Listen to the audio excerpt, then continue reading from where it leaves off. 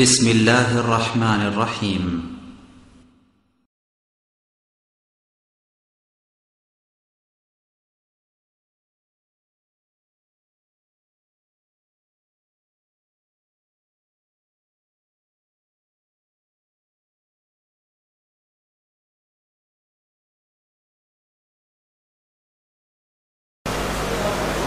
আসসালামু আলাইকুম। সিজন যেহেতু ভিতরের সিজন চলছে না, তারাবির সঙ্গে যেটা করতে হয়, এই জন্য প্রথম প্রশ্ন হলো ভিতরের সালাত সম্পর্কে। প্রশ্ন নম্বর 1, ভিতরের সালাত ইমাম সাহেব 3 রাকাত পড়লে মাঝখানে বৈঠক এবং শেষ রাকাতে রুকুর আগে তাকবীর দিয়ে দোয়া কুনুত করলে ভিতর শুদ্ধ হবে কি না? আসসালামু আলাইকুম ওয়া রাহমাতুল্লাহ। আলহামদুলিল্লাহি ওয়াহদা ওয়াসসালাতু ওয়াসসালামু আলা মান লা নাবিয়্যা বা'দা। বিতির সালাত আদায়ের নিয়ম যেটা হাদিসে বর্ণিত হয়েছে, রাসূলুল্লাহ সাল্লাল্লাহু আলাইহি সাল্লাম যেভাবে পড়েছেন, রাসূলের বিতিরের সাথে প্রশ্নের বিতিরের মিল নেই। 2 রাকাত পরে তাশাহুদ পড়ে আবার আর 1 রাকাত পড়ার মর্মে হাদিসটা দারাকুতনিতে এসেছে,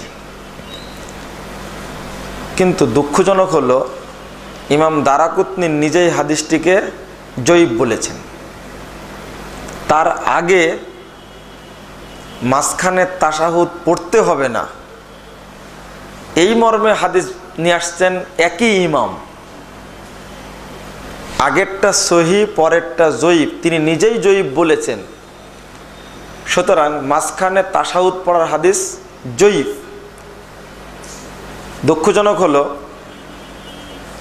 যার কাছ থেকে হাদিসটা নিলাম, দলিলটা নিলাম, অর্থাৎ তাশাহুদ মাঝখানে তাশাহুদ পড়ার হাদিসটা যার কাছ থেকে নিলাম, পেলাম হাদিসটা, তিনি জয়ীফ বলেছেন, তাহলে আমি ওটাকে জয়ীফ বলেই উল্লেখ করি। এক, তিনি যে ওই একই ইমাম দারাকুতনি যে নিজেই যে তার আগে আরেকটা হাদিস নিয়ে আসছেন, লা তুশাব্বিহু বিতরা বিসলাতিল মাগরিব, তোমরা মাগরিবের সালাতের মতো বেতের পড়ো না, এই হাদিস সহি। এটা নিয়ে আসলাম না কেন? এক, রাসূলুল্লাহ সাল্লাল্লাহু আলাইহি ওয়াসাল্লাম একটানা বেতের পড়েছেন 3 রাকাত। সহিহ বুখারী 135 পৃষ্ঠায় মূল গ্রন্থে পাবেন, হাদিসটি বর্ণিত হয়েছে। আবার 2 রাকাত পড়ার পরে সালাম ফিরানোর পরে আর 1 রাকাত পড়েছেন, এটাও বুখারীর হাদিস। কিন্তু মাঝখানে তাশাহুদ পড়ে আর 1 রাকাত পড়া মর্মে সহি বর্ণনা নেই। আর একটি প্রশ্ন থেকে গেল, আল্লাহু আকবার বলে তাকবীর দিয়ে দোয়া পড়া, এটা বর্ণনা পাওয়া যায় কিন্তু অস্তিত্ব নাই, রেফারেন্স নাই, লা আসলা লাহু। বিশেষ করে আল্লামা নাসিরউদ্দিন আলবানী রাহিমাহুল্লাহ এই বর্ণনা উল্লেখ করে বলছেন, লা আসলা লাহু, এর কোনো ভিত্তি নেই। অথচ চলছে সমাজে এই যে রফলে আয়দেন করে আল্লাহু আকবার বলে হাত তোলা, আবার যে হাত বেঁধে দোয়া পড়তে হবে, এটাও কিন্তু ওর মধ্যেও নেই, এমনি চলছে। হ্যাঁ, কোনো ব্যক্তি যদি বলে যে অমুক কিতাবে বর্ণিত হয়েছে, তখন কথা আসবে।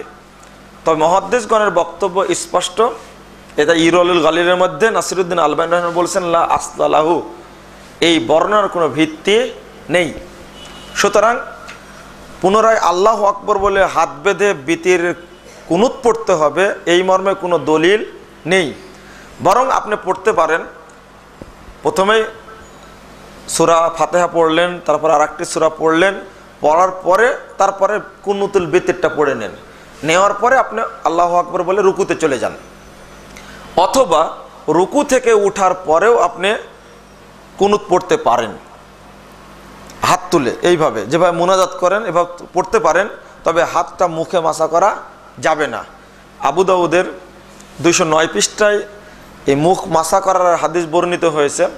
ইমাম আবু দাউদ নিজেই বলেছেন কুল্লুহা ওয়াইহা, মুখ মাসা করা যত বর্ণনা আছে সবগুলো দুর্বল, নিতান্তই দুর্বল, চলবে না। ইমাম আবু দাউদ বলে গেছেন আজ থেকে 1200 বছর পূর্বে, আজকে 1400 কথা হিজরি চলছে, অনেকদিন আগে বলে গেছেন। কেতাবে আছে, আবু দাউদের মধ্যে আছে, ইমাম আবু দাউদ নিজেই বলেছেন হাদিসটা ঠিক না, একেবারে নিতান্তই দুর্বল। আমরা মুখ মাসা করা করব না, শুধু বেতের যখন পড়লাম, দোয়া যখন পড়া হয়ে গেল হাতটা ছেড়ে দিয়ে আমি সেজদায় চলে যাব। আশা করি পরিষ্কার হয়েছে বিষয়টি। জি, দ্বিতীয় প্রশ্নটি করেছেন গোলাম ভাই, সাহু সেজদার সঠিক পদ্ধতি কি? প্রচলিত সাহু সেজদা চলবে কিনা? জি আলহামদুলিল্লাহ, এটা একটা ভালো প্রশ্ন। সাহু সেজদার প্রচলিত যে নিয়ম চালু আছে, সালাতে ভুল হলো, তাশাহুদে পড়ছি, পড়ার পরে তাশাহুদ শেষ করে ডান দিকে আসসালামু আলাইকুম ওয়া রাহমাতুল্লাহ বললাম, বলার পরে আবার সেজদা দিলাম, দুইটা সেজদা দিয়ে আবার তাশাহুদ পড়লাম, যে রেওয়াজ চালু আছে এটা সহিহ হাদিস দ্বারা প্রমাণিত নয়। বিশেষ করে ডান দিকে একবার সালাম ফিরানোর মর্মে পৃথিবী কোনো জাল হাদিসও নাই। সাহু সেজদা দেওয়ার সময় একবার ডান দিকে সালাম ফিরাতে হবে মর্মে পৃথিবীতে কোনো জাল হাদিসও নাই, সমাজে চালু আছে। তবে মুনকার একটা হাদিস বর্ণিত হয়েছে সাহু সেজদার পরে আবার তাশাহুদ পড়া সম্পর্কে। আপনি আবু দাউদ খুলুন, 102 পৃষ্ঠা 3 পৃষ্ঠা, এই হাদিসটা বর্ণিত হয়েছে। আমার সমস্যা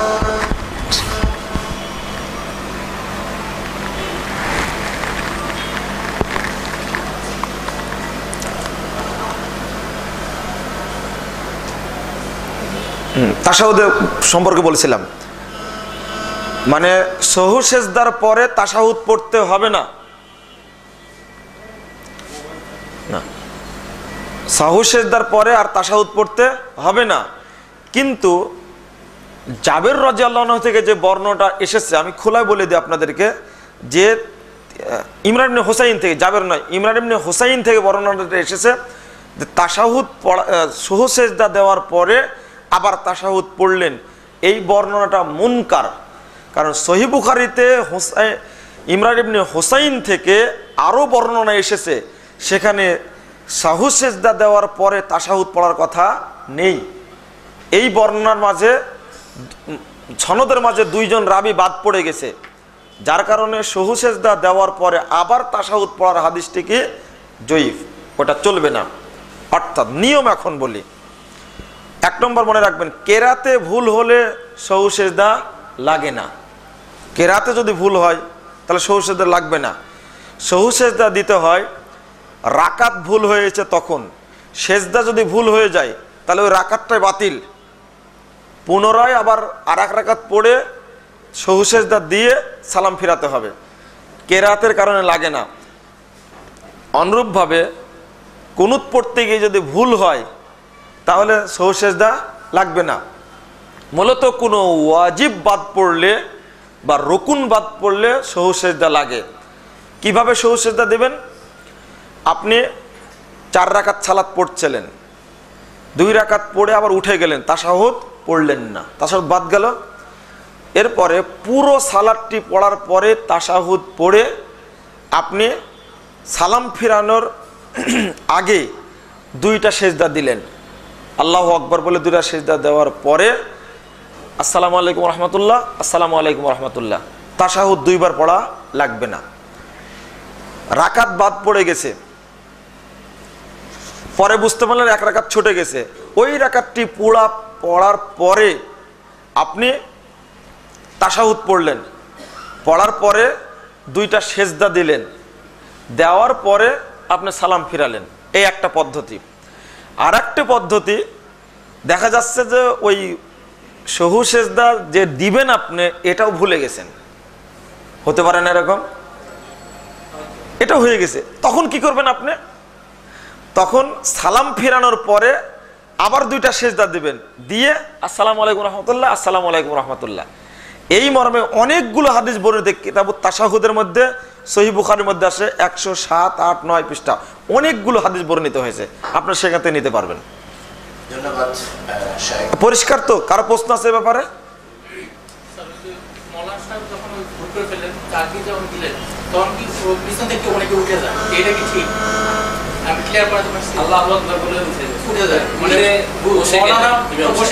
জি, প্রশ্নটা আমি ক্লিয়ার করি। প্রশ্নটা হলো এরকম যে যেখানে তাশাহুদের জন্য বসার দরকার সেখানে না বসে তৃতীয় রাকাতে গিয়ে উনি ভুল করে বসে গেছেন, জি জি জি, কিন্তু ওই সময় লোকমা দিয়ে আবার ইমাম সাহেব ওঠেনি, তার আগে উঠে গেছে। জি জি জি, সুন্দর প্রশ্ন।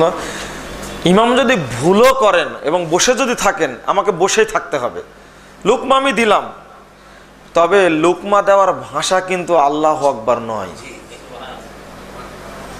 সুবহান আল্লাহ বলতে হবে। ওটা আমাদের দেশে প্রচলিত আছে, এই যে বেশি হলে আল্লাহু আকবার আর কম হলে সুবহান আল্লাহ, এটাও জানে না, টোটালি সব কি বলে আল্লাহু আকবার বলে। আসলে লুকমাদের ভাষা এটা নয়, কি বলতে হবে?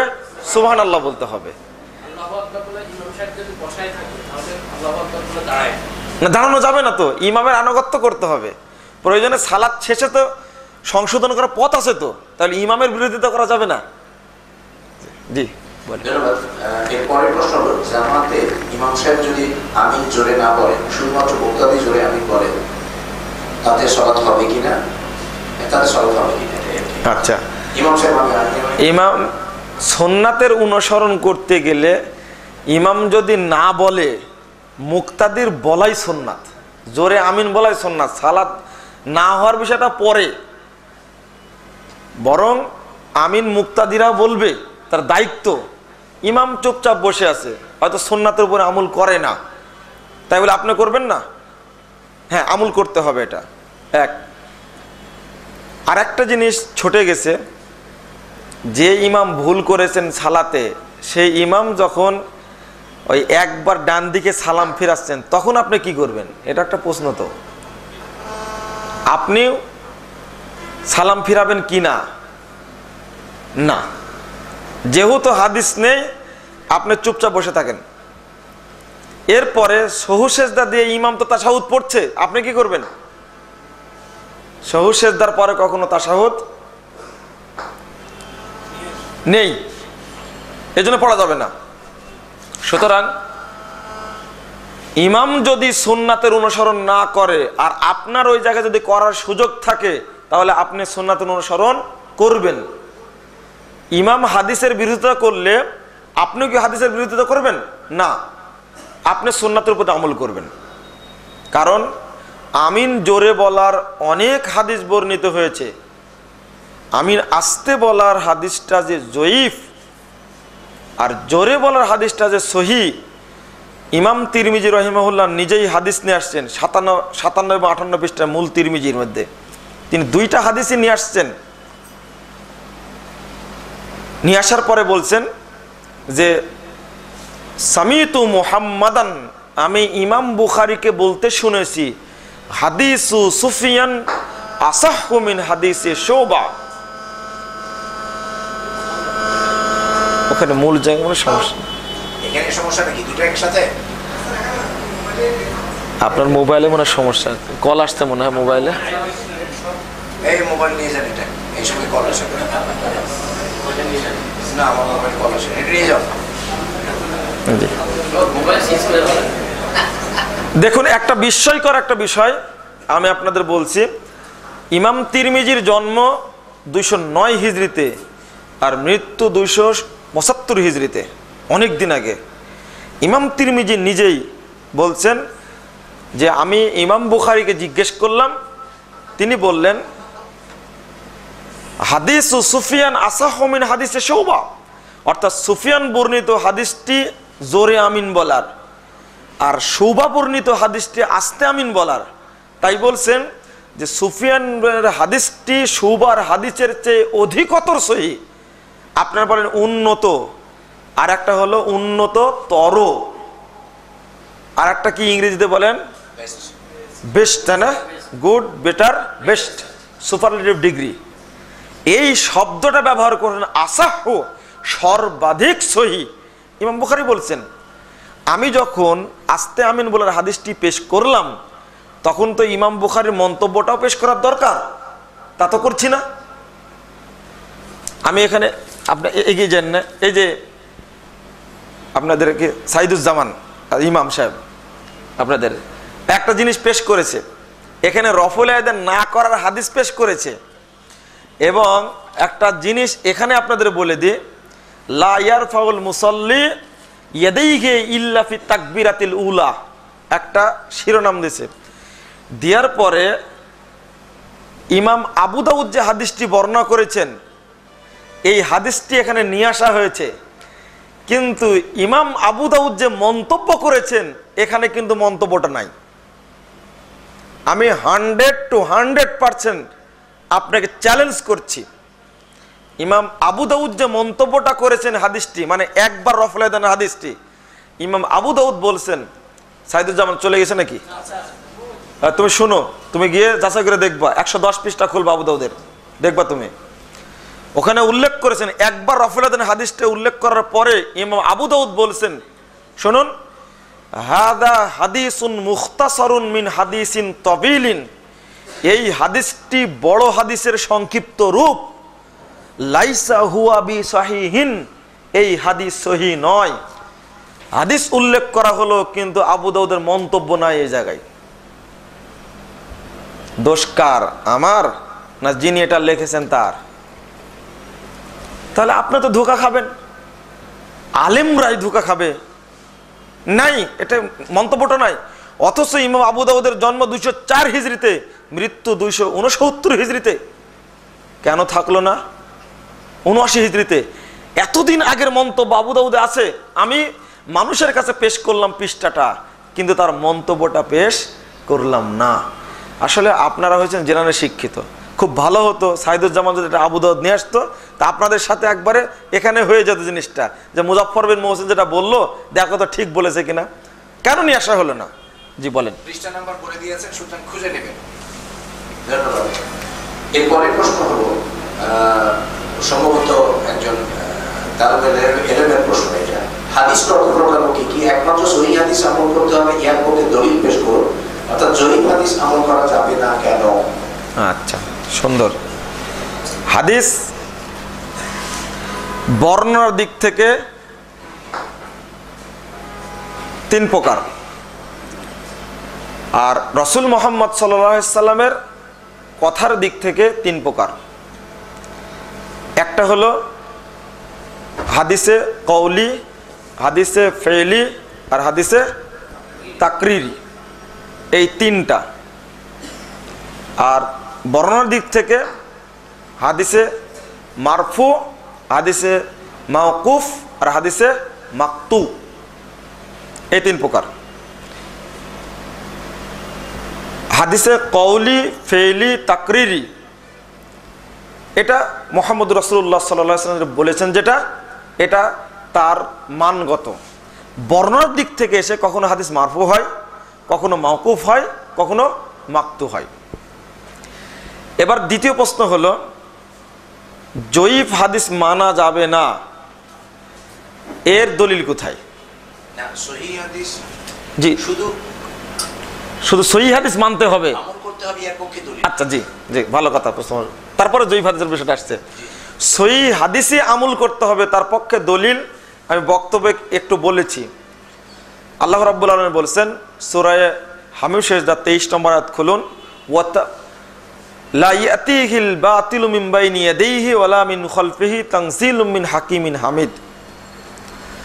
আল্লাহ বলছেন যেটা নাজিল হয়েছে আল্লাহর পক্ষ থেকে, তার সামনের দিক থেকে পিছন দিক থেকে বাতিল প্রবেশ করতে পারে না। আল্লাহ বলছেন সূরা আনআম 115 নম্বর আয়াত, ওয়া তাম্মাত কালিমাতু রাব্বিকা সিদকাও ওয়া আদলা। আপনার প্রভুর পক্ষ থেকে যে কালেমা এসেছে, বিধান এসেছে, সেটা সততা এবং ন্যায়ে পরিপূর্ণ একেবারে, এর মধ্যে অসততাও নেই, অন্যায়ও নেই, পরিপূর্ণ সততায়।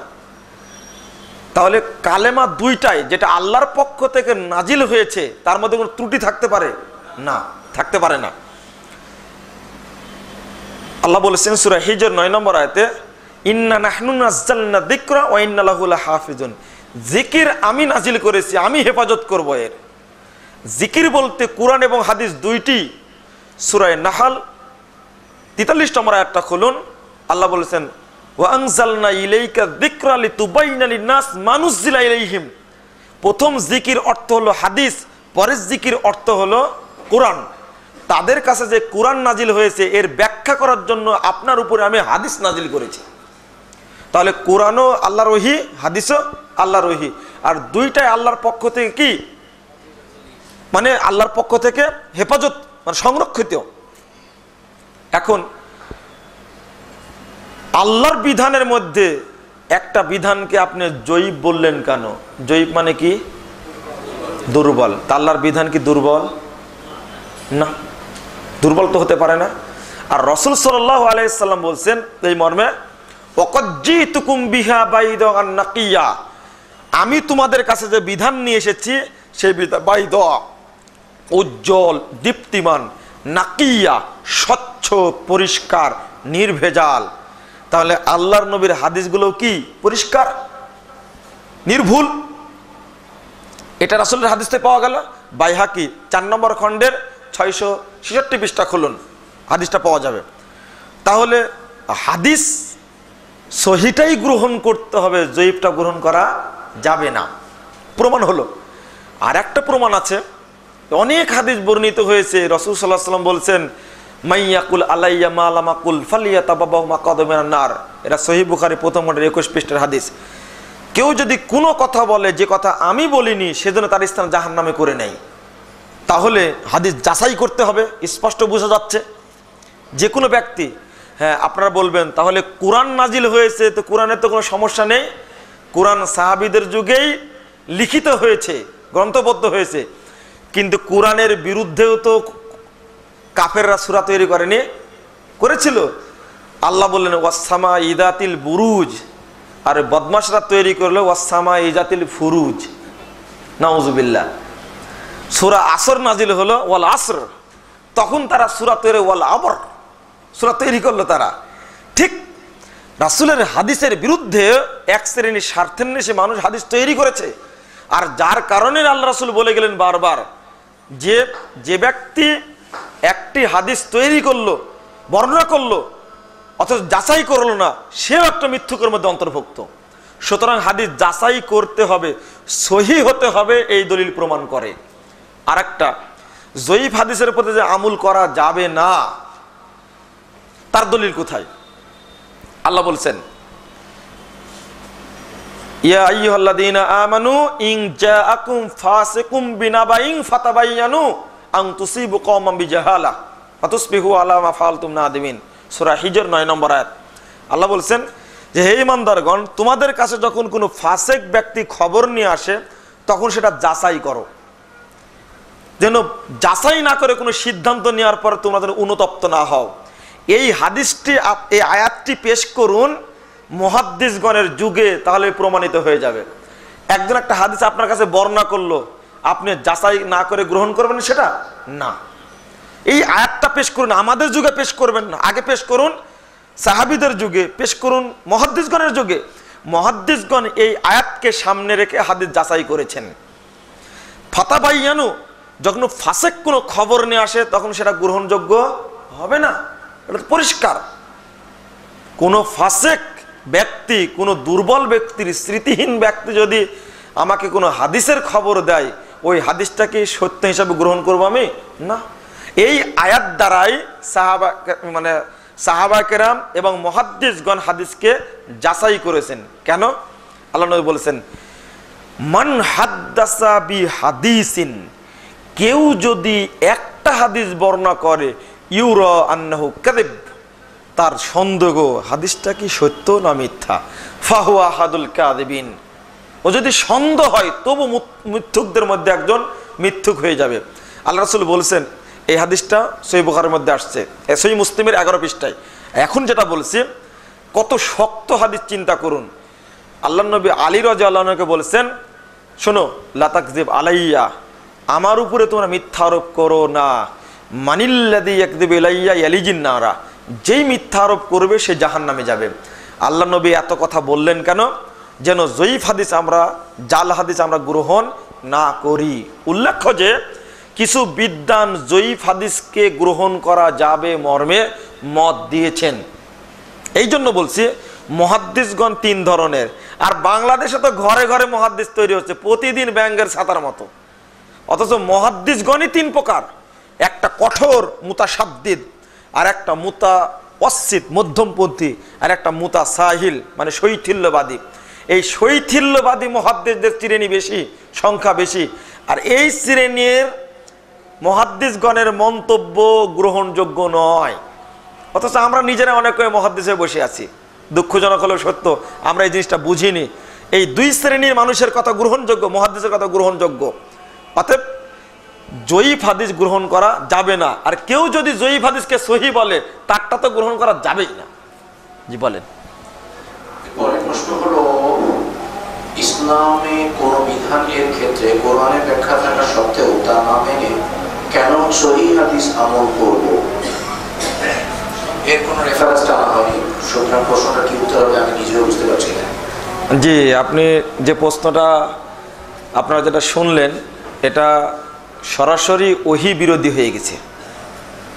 মানে হাদিস না থাকলে আপনি কোরআনের আয়াতের আমল করতে পারবেন না, সেটা না। ইসলামের কোন বিধানের ক্ষেত্রে কোরআনের ব্যাখ্যা থাকা সত্ত্বেও, কোরআনের ব্যাখ্যা থাকা সত্ত্বেও মানে কোরআনে আছে, জি জি বুঝতে পারছি আমি, তা না মেনে কেন সহিহ হাদিস আমল করব? আচ্ছা, কোরআনের ব্যাখ্যা হাদিসের বিরোধী কি, বা এমন কোন হাদিস আপনি পেলেন যে কোরআনে ব্যাখ্যা আছে, ব্যাখ্যা না মেনে হাদিস মানছে? আমাদের এই উদাহরণ জানা নেই। আর একটা জিনিস মনে রাখবেন, পবিত্র কোরআন এবং সহিহ হাদিস দুইটা এসেছে কার পক্ষ থেকে? আল্লাহর পক্ষ থেকে। আর দুইটাই বের হয়েছে একজনের মুখ দিয়ে, তিনি হলেন মুহাম্মদ সাল্লাল্লাহু আলাইহি সাল্লাম। তো দুইটা পরস্পর বিরোধী হতে পারে? আমাদের দেশে চালু আছে একটা কথা, কোরআন থাকতে হাদিসে যাব কেন? এটা দাবিটাই ঠিক নয়। বরং কোরআন এবং হাদিস দুইটাই আল্লাহর পক্ষ থেকে।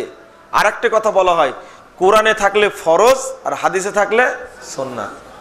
খুব প্রসিদ্ধ কথা না? এটা ভিত্তিহীন কথা। দেখুন আমি সুন্নাত বুঝা দিচ্ছি। সূরা বনী ইসরাঈল খুলুন, 79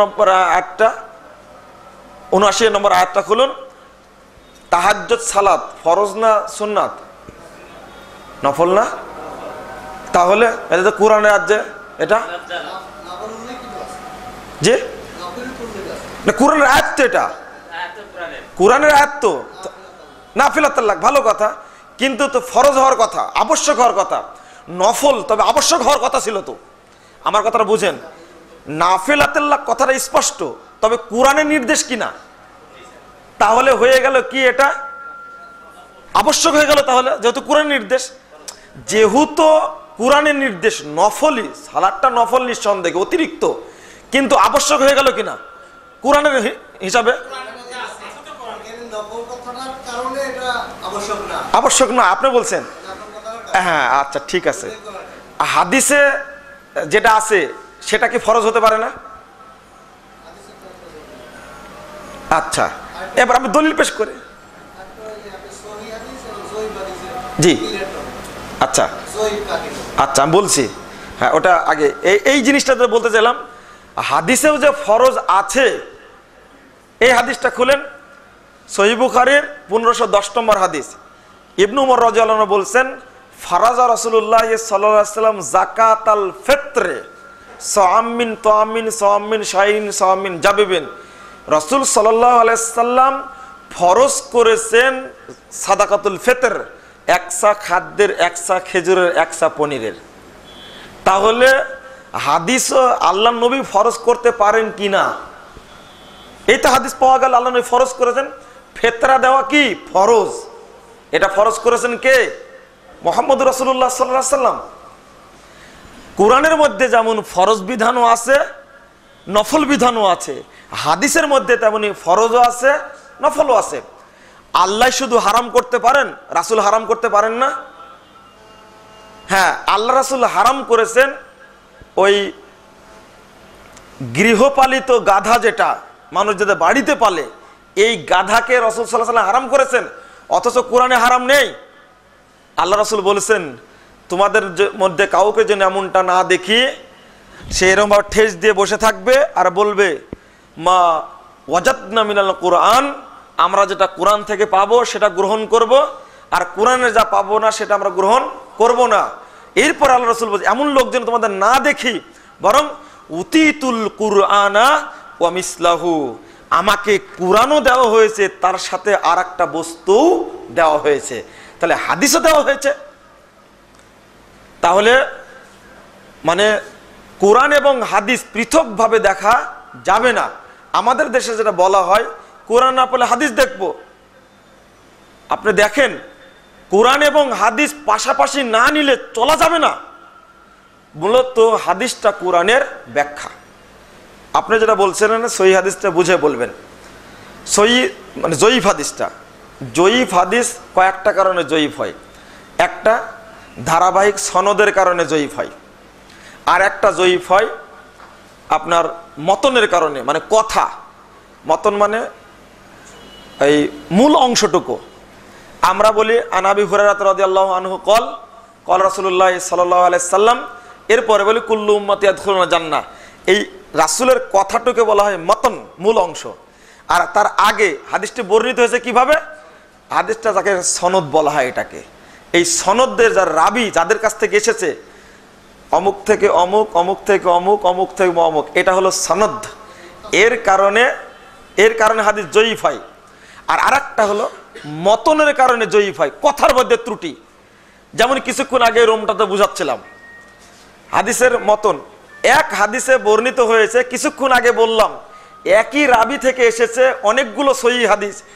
তাশাহুদের মানে সহু সেজদার পরে আল্লাহর নবী আর তাশাহুদ পড়েননি, কিছুখানে বুঝালাম না? সহু সেজদার পদে আল্লাহর নবী আর কি পড়েননি? তাশাহুদ পড়েননি। এই একই রাবি থেকে অনেক হাদিস বর্ণিত হয়েছে, বুখারী মুসলিম অনেক জায়গাতে। কেবলমাত্র একটা সনদ আসছে যে ফাসাজাদা সাজদাতাইন ও তাশাহাদা, তিনি দুইটা সহু সেজদা দিলেন এবং তাশাহুদ পড়লেন। তাহলে এই অংশটুকু মতনের ত্রুটি রয়েছে হাদিসের, যার কারণে এই হাদিস গ্রহণযোগ্য নয়। একে জয়ীফ হাদিসের অনেক প্রকার আছে, জয়ীফ, মুরসাল, মাকতু, মুআল্লাক, মুআল্লাম, তাদলিস, মুদাল্লিস, তারপরে মুনকার, মাউদু, আপনার ইস্তিরাব, মুস্তারাব, অনেকগুলো প্রায় 55-56টা প্রকার আছে শুধু জয়ীফ হাদিসের। মূলত হাদিস গ্রহণের দিক থেকে দুই প্রকার, একটা হলো মাকবুল আর একটা হলো মারদুদ। মাকবুল মানে গ্রহণযোগ্য, মারদুদ মানে প্রত্যাখ্যানযোগ্য। আমি উসুলে হাদিস আলোচনা করতে যাচ্ছিলাম, উসুলে বুঝবেন না আপনারা। উসুলে হাদিসে হাদিসকে গ্রহণযোগ্যর দিক থেকে দুই প্রকারে ভাগ করা হয়েছে, একটা হলো মাকবুল আর একটা হলো মারদুদ। মাকবুল মানে গ্রহণযোগ্য, মারদুদ মানে বর্জনযোগ্য। যে কোনো আলেমকে জিজ্ঞেস করবেন হাদিস গ্রহণের দিক থেকে কয় প্রকার, উনি বলবেন দুই প্রকার, একটা হলো মাকবুল, একটা মারদুদ। আপনি এবার বলুন যে জয়ীফটা কোন প্রকারের অন্তর্ভুক্ত? সাইদুজ্জামান বুঝেছো বিষয়টা? গ্রহণযোগ্যর দিক থেকে দুই প্রকার, একটা মাকবুল, একটা মারদুদ। এবার দ্বিতীয় প্রশ্ন করবেন যে জয়ীফটা মাকবুলের অন্তর্ভুক্ত না মারদুদের অন্তর্ভুক্ত, তাহলে উত্তর পেয়ে যাবেন। জয়ীফ যে কোনো উসুলে হাদিসের গ্রন্থের মধ্যে জয়ীফটাকে উল্লেখ করা হয়েছে মারদুদের মধ্যে, মানে অগ্রহণযোগ্য, যারা প্রত্যাখ্যানযোগ্য প্রত্যেকেই। কিন্তু বিতর্ক করি আমরা কোথায় এসে? মানুষের সামনে এসে। আশা করি পরিষ্কার হয়েছে। বলেন। আমার একটা রিলেটেড প্রশ্ন। জি জি বলেন। জয়ীফ এবং সহিহ এগুলো নির্ধারণ করলেন কারা? আচ্ছা আচ্ছা আচ্ছা, জি হ্যাঁ, খুব সুন্দর প্রশ্ন। জয়ীফ এবং সহিহ নির্ধারণ করেছেন রাসূল সাল্লাল্লাহু আলাইহি সাল্লামের কথা অনুযায়ী সাহাবায়ে কেরাম। আমি আবারও বলি, এই যে আল্লাহ নবী হাদিসগুলো বলে গেলেন, এই দৃষ্টিকোণ থেকে ওমর রাদিয়াল্লাহু আনহুর কাছে একজন ব্যক্তি হাদিস বর্ণনা করলেন। দেখেন রীতি বলি, আপনারা তো শুনতে চাচ্ছেন বলি। সহিহ মুসলিমের 2য় খণ্ডের 210 পৃষ্ঠা একটি হাদিস বর্ণিত হয়েছে। ওমর রাদিয়াল্লাহু আনহু একদিন আবু মুসাকে বললেন যে তুমি আমার কাছে এসো, সংবাদ পাঠাইছে। তা আবু মুসা রাদিয়াল্লাহু আনহু গেলেন। একটু আমার দিকে তাকিয়ে থাকবেন, মনে হয় একটু ক্লান্তি আসছে আপনাদের মধ্যে। মানে আপনার ক্রিটিক্যাল প্রশ্ন করতে উত্তর আমাকে ওইভাবে দিতে হবে, আর আমি অতটা মানে অভিজ্ঞ ব্যক্তি নই যে শর্টকাটে বুঝাই দেব, একটু কষ্ট করে বুঝাই দিই আপনাদেরকে। একটু আমার দিকে লক্ষ্য রাখেন। আবু মুসা গেলেন উমরে ফারুকের বাড়িতে, যাওয়ার পরে তিনি 3 বার সালাম দিলেন, তো উত্তর আসলো না, ফেরত চলে আসলেন। পরে দেখা উমরে ফারুকের সাথে, তখন বলছেন কি ব্যাপার আবু মুসা, তোমাকে ডাকছিলাম যাওনি কেন? তখন বলছেন যে আমি গেছিলাম আপনার বাড়িতে, 3 বার সালাম দিয়েছি, উত্তর না পেয়ে আমি ফেরত এসেছি। তাই আর আল্লাহর নবী বলেছেন তোমরা কারো বাড়িতে গিয়ে 3 বার সালাম দিবে, উত্তর না পেলে ফেরত আসবে। শুনেন এই যে হাদিসটি, আবু মুসা তখন দলিল পেশ করছেন উমরে ফারুকের কাছে, আল্লাহর নবী বলেছেন কারো বাড়িতে গিয়ে 3 বার সালাম দিবা, উত্তর না পেলে ফেরত আসবে, আমি ফেরত এসেছি। এই হাদিসটি সম্পর্কে উমরে ফারুক বলেছেন আকিম আলাইহিল বাইয়িনা, আবু মুসা তুমি দলিল পেশ করো। আওয়ালা উদিয়ান্না যহরাকা ওয়া বাতনাক অফির রায়াতিন লা আকতুলান্নাক, যদি তুমি দলিল পেশ না করতে পারো আমি তোমাকে পেট পিঠ চিরে তোমাকে হত্যা করব। এই দেখেন রাসূলের হাদিস যাচাই করার একটা কত বড় একটা সচেতন মাধ্যম, একটা চিন্তা করুন। কে করছেন এটা? কে? ওমরে ফারুক রাদিয়াল্লাহু আনহু। দলিল দেওয়া আগে, তারপরে দলিলবিহীন তোমাকে ছাড় দেব না। এবার আবু মুসা রাদিয়াল্লাহু আনহু একেবারে হন্তদন্ত, ওমর যেটা বলেছেন সেটা করবেন, যদি না পায় দলিল কি হবে। খুব হন্তদন্ত হয়ে ভীতু হয়ে দৌড়াচ্ছেন। এক জায়গায় কয়েকজন সাহাবী আছেন, তার মধ্যে উবাই ইবনে কাব রাদিয়াল্লাহু আনহু আছেন। বলছেন কি ব্যাপার আবু মুসা, তোমার এই অবস্থা কেন? ঘটনাতেই খুলে যখন বলেছেন ফাজিওনা মাযুরা, হাদিসের শব্দ আসছে, একেবারে ভীতু সন্ত্রস্ত হয়ে গেছেন। তখন বলছে কি হয়েছে বলো, এই ঘটনা। তখন উবাই ইবনে কাব বলেছেন মান আসগারুল কওম, আমাদের মধ্যে সবচেয়ে ছোট কে, দাঁড়াও তো দেখে। তখন আবু সাইদ খুদরি উঠে দাঁড়ালেন, আনা আসগারুল কওম, আমি ছোট। তুমি হাদিসটা জানো? যে হ্যাঁ আমি তো শুনেছি আল্লাহ রাসূল বলেছেন কারো বাড়িতে গিয়ে 3 বার সালাম দিতে হবে, উত্তর না পেলে কি করতে হবে? ফেরত আসতে হবে, আমি তো শুনেছি। যাও ওমরে ফারুকের কাছে। ওমরে ফারুকের কাছে গেলেন, যাওয়ার পরে হাদিস দলিল পেশ করলেন। এবার বেঁচে গেলেন আবু মুসা। আর উবাই ইবনে কাব বলছেন হে খলিফাতুল মুসলিমিন, শুনে রাখুন, লা তাকুনান্না আযাবান আলা সাহাবী রাসূলুল্লাহ সাল্লাল্লাহু আলাইহি ওয়াসাল্লাম, রাসূলের কোন সাহাবীকে আপনি শাস্তির ভয় দেখাবেন না। আপনি কেন আবু মুসাকে কথা বলেছেন তোমাকে পেট পিট চিরে হত্যা করব?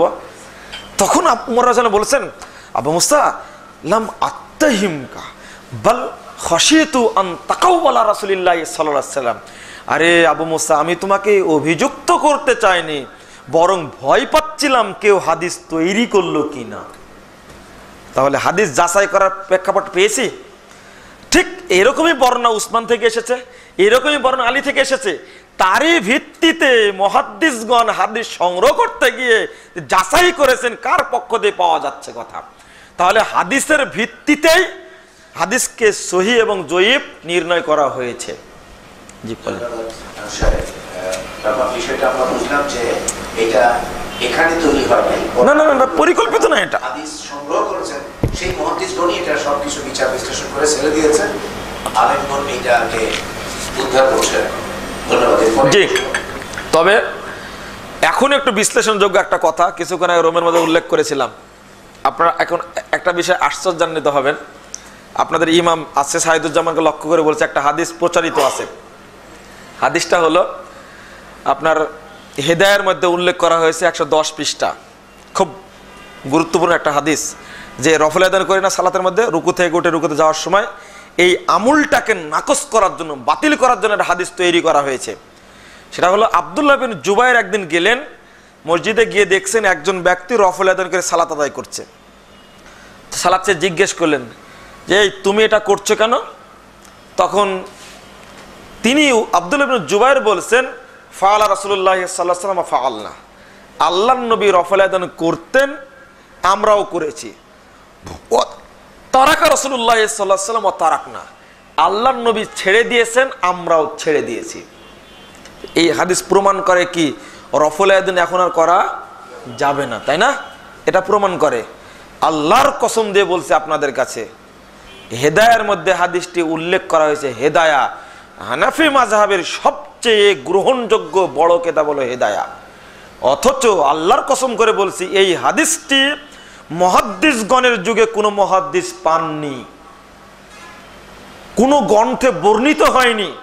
অথচ হেদায়ার জন্ম হয়েছে 593 হিজরিতে, 593 হিজরিতে, 593 হিজরিতে হেদায়া লিখিত হয়েছে।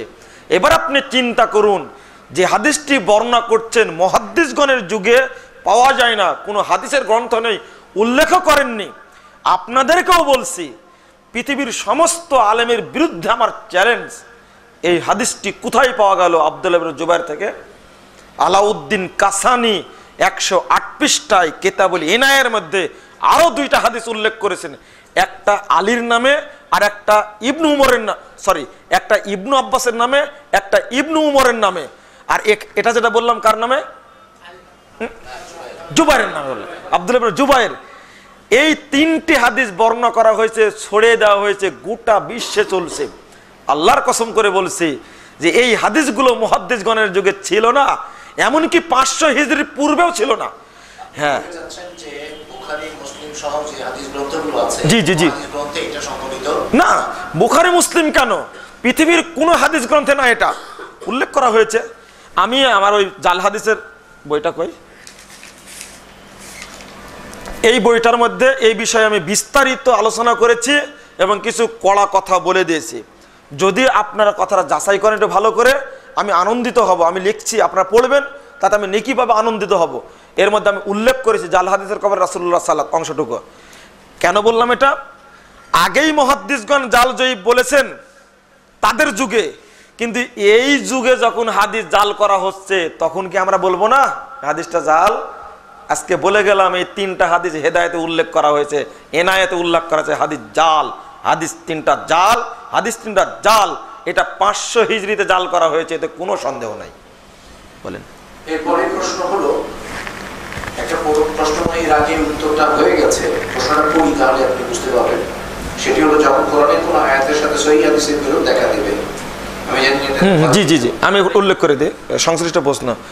কোনো আয়াতের সাথে যখন সহিহ হাদিসের বিরোধ দেখা দেবে, ভালো কথা, একটা উদাহরণ দেন। জি,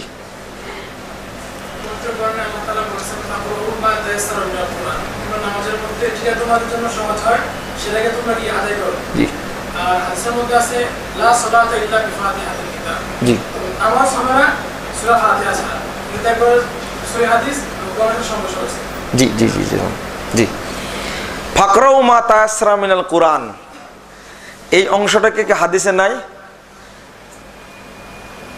সাথে যেমন তুমি দাঁড়াও, আমি বুঝা বলছি।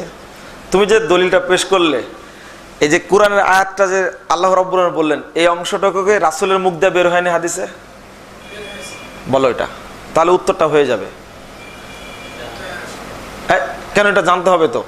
সহিহ বুখারীর 104 পৃষ্ঠার হাদিস, যেটা বলছে হাদিসটা, আল্লাহর নবী যে সালাতে ভুল করলে যে ব্যক্তি, তাকে শিক্ষা দিলেন।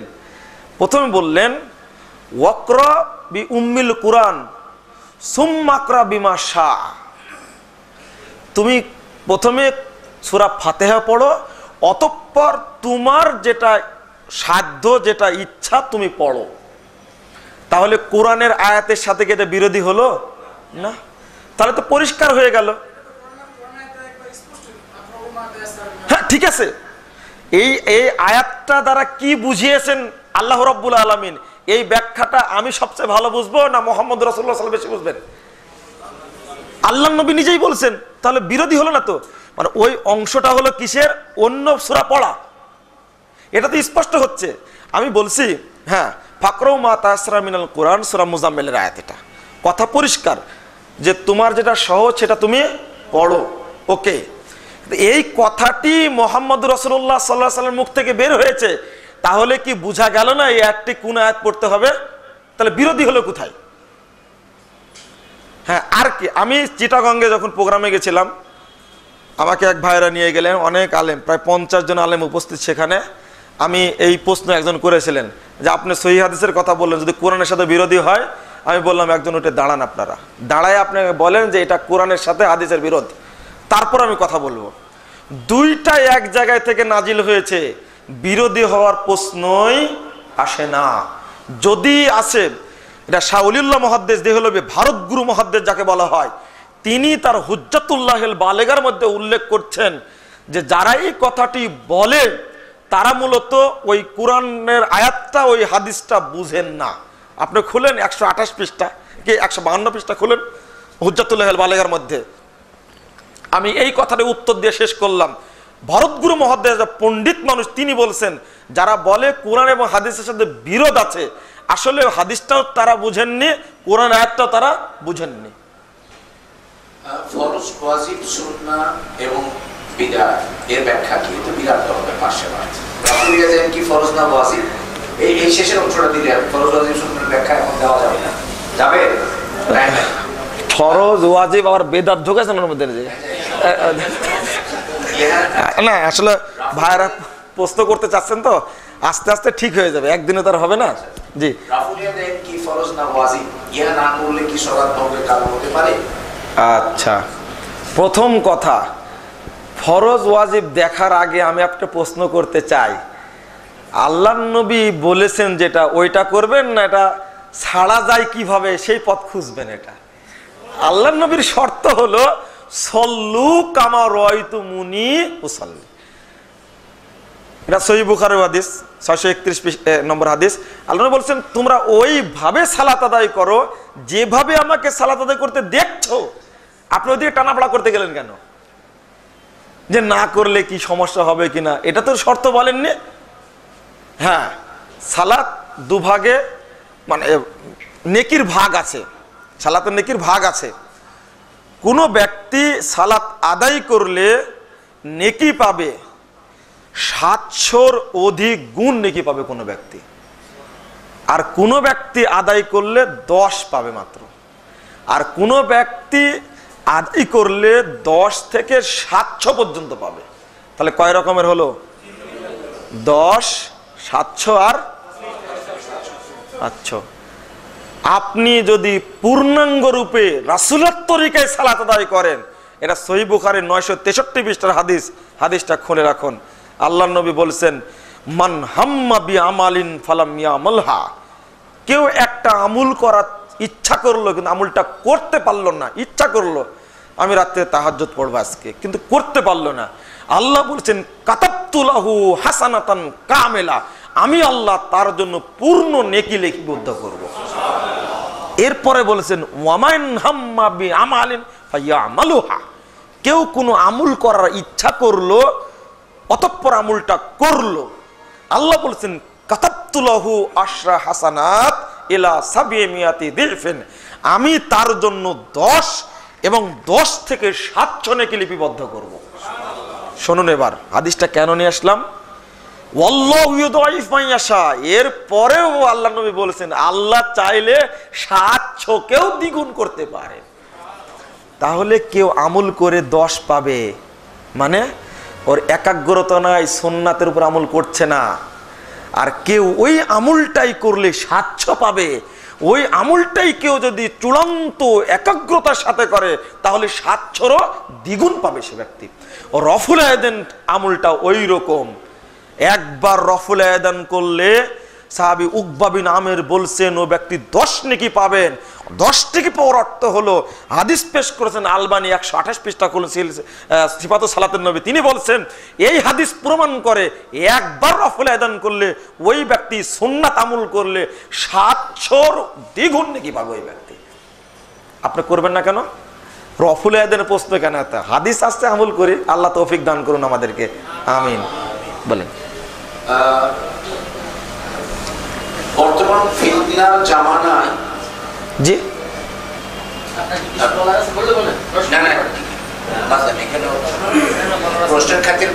উনি যেটা আমি যেটা বুঝতে পারছি হয়তো, যে কেউ যদি 33 পায়ও পাস, আমি যদি আবার 99 পাই, সেটাও একটা পাস। তাহলে তাই না করে যদি নামাজ পড়ে আমি 33 পায় পাস করব, কিন্তু যেখানে আমার 99 পাওয়ার সম্ভাবনা আছে সেটা আমি ছেড়ে দেবো। হ্যাঁ, সুন্দর। এটা আমারই উত্তর দিলেন তো আপনি। ঠিক আছে, রিলেটিভ উত্তর, রিলেটিভ। হ্যাঁ শুনুন না, ঠিক আছে, আমি আমি একটা জিনিস বলি, আপনার আরেকটা খোলাসা করে বলি। আসলে সময়ও কম তো, পোস্ট আপনাদের বেশি, আর আমার অভ্যাস একটু না বুঝে আমি বলতে পারি না। হ্যাঁ না উত্তর দিলে দেওয়া যায়, কিন্তু একটু আমি ওটা আপনার সাথে রিলেটিভ একটা কথা বলছি। হ্যাঁ, রফলের দিন যদি কেউ না করে সালাত আদায় করে, আমি প্রশ্ন করবো, 1 নম্বরে প্রশ্ন করবো, আপনি করলেন না কেন রফলে দেন? সে আপনি একজন উত্তর দেন, আমি এই জন্য করলাম না। হ্যাঁ, আমি বলছি আপনার উত্তরটা দিচ্ছে কিন্তু, যে ঠিক আছে আমাদের দেশে প্রচলন আছে, রফল করা হয় না, তাই আমি করি না। আচ্ছা, হ্যাঁ হ্যাঁ, মানে আপনার উত্তরটা খুব ভালো। এখনো কি আপনি বলবেন বাপ দাদা শিখাচ্ছে তাই করছি? তাহলে এই জিনিসটাই যখন আপনি জানবেন, আপনি কিন্তু বলেন না একটা কথা। আপনি কি ওই কি বলে ম্যারেজ ডে বুঝেন তো?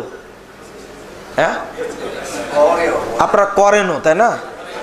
শুনুন, একবার কি মনে প্রশ্ন জাগছে আপনার বাপ ম্যারেজ ডে কোনোদিন করেছে কিনা? আপনি হাসছেন কেন? যুক্তি একটা কথা বলছেন, করেনি তো ওই প্রশ্ন কখনো জাগে না আমাদের। আরেকজন একটা ব্যক্তি, যে বাচ্চা ছেলে যদি হয় জন্মদিবস পালন করবেই, আগে থেকে প্রস্তুতি নেয়। আগস্ট মাসের 15 তারিখ জন্মদিবস, কেউ মরেওছে ওই তারিখে, সেটা আমি বলছি না। আমি বলছি যে জন্মদিবস এটা মৃত্যুদিবস পালন করে। কিন্তু আপনার বাপকে কোনো জিজ্ঞেস করেছেন, বাবা দাদা কোনোদিন তোমার জন্মদিবস পালন করেছে? করা হয়নি কেন? শুধু ওইটা না, ওই যে ছেলের সুন্নাত দেওয়ার সময় আপনারা যে বিশাল অনুষ্ঠান করেন, আপনি জিজ্ঞেস করবেন কোনোদিন প্রশ্ন করেছেন যে আব্বা ওই আমার চাচার, ছোট চাচার যখন সুন্নাত দেওয়া হয় দাদা তখন অনুষ্ঠান করেছিল? ও, আপনারা এই আমুলের ক্ষেত্রে বলেন বাপ দাদা যা করে আসে তাই করবো, কি এইগুলো বলেন না কেন? আলহামদুলিল্লাহ, আপনাকে অনেক ধন্যবাদ, জাযাকাল্লাহ খায়ের। এটা ছুটে গেছে। এইটা যতগুলো মিথ্যাচার রফলের বিরুদ্ধে একটা মিথ্যাচার, উনি যেটা বললেন একটা মিথ্যাচার। আচ্ছা, আপনাকে ও প্রশ্নটা হলো এই যে সাহাবায়ে কেরাম সেই যুগে বগলের নিচে পুতুল রাখতো, যার কারণে হাত তোলার কথা বলেছে। এখন যেহেতু পুতুল রাখি না, হাত তোলার দরকারও নাই। নাউজুবিল্লাহ, যে সাহাবী রাসূলের সাহাবী মূর্তি পূজা ইসলাম গ্রহণ করেছে, ওই সাহাবী কি গোপনে পুতুল রাখতে পারেন? অন্যকে ঢুকা দিত না। ঠিক আছে, ওকে, আপনি যে কথাটা বললেন আজকে, হ্যাঁ আমার শোনা নাই, কোনোদিন পড়িও নি কোথাও, আসলে আজকে নতুন শুনে আমার। আচ্ছা ঠিক আছে, ঠিক আছে, পুতুল ঢুকা দিত, ভালো কথা, আপনার কথা ঠিক। ওকে, হ্যাঁ ঠিক আছে, দিত, মনে করে দিত। আচ্ছা হলো, কোন সাহাবী করতো, তাহলে এটা তো এই যুগে কেউ তৈরি করতে পারবে না। প্রথম নম্বর কথা হলো এটা কোথায় পাওয়া যাবে? আপনি দায়িত্ব দেন। ওই সাইদুজ্জামান যে প্রতিষ্ঠানে পড়ে, ওই আজকে শুনলাম আব্দুল মালিক সাহেব, যিনি একটা বই লিখেছেন নবীজির নামাজ, উনি অনেক তারাবির বই লিখছেন। তারপর আব্দুল মতিন সাহেব ওনার উস্তাদ, ওর উস্তাদও ওই মাদ্রাসায় পড়ে। আপনি এই দলিলটা তার কাছে চাইবেন যে আল্লাহর নবীর সাহাবীরা সালাত পড়ার সময় পিছন থেকে পুতুল ঢুকায় দিত, এটা কোথায় পাওয়া গেল? এটা এর রেফারেন্সটা কোথায়? হলো আমি বলছি তো, এটা তো আপনি পাবেন না, এখন আমিও তো পাবো না। এই সত্যতা যাচাই করতে হবে, তাকে পেলাম কোথায়? আপনার কথা কি ক্লিয়ার? কথাটা ক্লিয়ার? হ্যাঁ, যে এই কথাটা সাহাবীরা থেকে বর্ণিত হতে হবে, তো কোথাও থাকতে হবে, তো এটা পৃথিবীর কোন গ্রন্থে বর্ণিত হয়েছে এটা চাই আগে। নিঃসন্দেহে সাহাবীদের যুগে কেউ বর্ণনা করা লাগবে, এটা নাহলে আমরা পাবো কোথায়? এটাকে দরকার। হ্যাঁ হ্যাঁ, আল্লাহর কসম করে বলছি আমরা পাইনি, এবং আমি চ্যালেঞ্জ করে গেলাম কিয়ামত পর্যন্ত খুঁজলে ওই কথা পাওয়া যাবে না। এটা মিথ্যাচার একটা। বলেন। তারপরে প্রশ্ন হলো, বর্তমান ফিতনার জামানায় মহিলারা মসজিদে জামাতে সালাত আদায় করতে গিয়ে বিভিন্ন ফিতনার সম্মুখীন হচ্ছে, কথাটা কতটুকু সত্য আমার জানা নেই। উত্তর তো আপনি দিয়ে দিচ্ছেন। এই ঘটনা বাংলাদেশে ঘটেনি, সালাত আদায় মাঠে গিয়ে ঘটলে করতে পারে না। আচ্ছা, ফিতনার সম্মুখীন হচ্ছে, পর্দা লঙ্ঘন হচ্ছে, তা কতটুকু শরিয়াহ সম্মত? পর্দা লঙ্ঘন হচ্ছে, ফিতনার মধ্যে পড়ছে, জি, ঘটনাটা কি আছে একটু বলুন। আপনি যে প্রশ্নটা করেছেন বাস্তবতার বিরোধী, শুধু এটা না, আপনারা যারা হজ করতে গেছেন যে আরাফার ময়দানে কোটি কোটি মানুষ তাওয়াফের সময় কোনোদিন রেকর্ড শুনেছেন এই ধরনের কোনো দুর্ঘটনা ঘটেছে? এটা এলাহি বিধান, যেখানেই পালন করবেন সেখানেই কল্যাণ আসবে।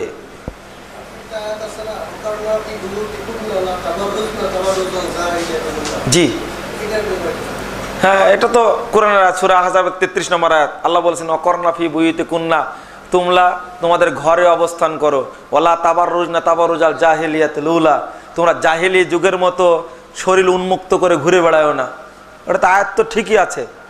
কোনো মহিলা যদি জাহিলি যুগের নয়, আজকেও যদি ঘুরে বেড়ায় যেভাবে ওই যে জিয়া উদ্যানের পাশে দেখা যায়, হ্যাঁ, এটাকে আমি কি বলবো ইসলামী সমাজ? এটা ওটা কোন দিকে? দিকটা ভুল হয়ে গেছে, এইদিকে।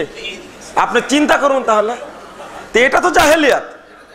কিন্তু এটা তো আর মসজিদে মহিলা সালাত আদায় করতে এর সাথে যোগ হবে না তার। যে এই হাতে শানে নজরুলটা হলো ওমর রাদিয়াল্লাহু আনহু ধমক দিয়েছিলেন যে তোমরা কেন ঘুরে বেড়াচ্ছ।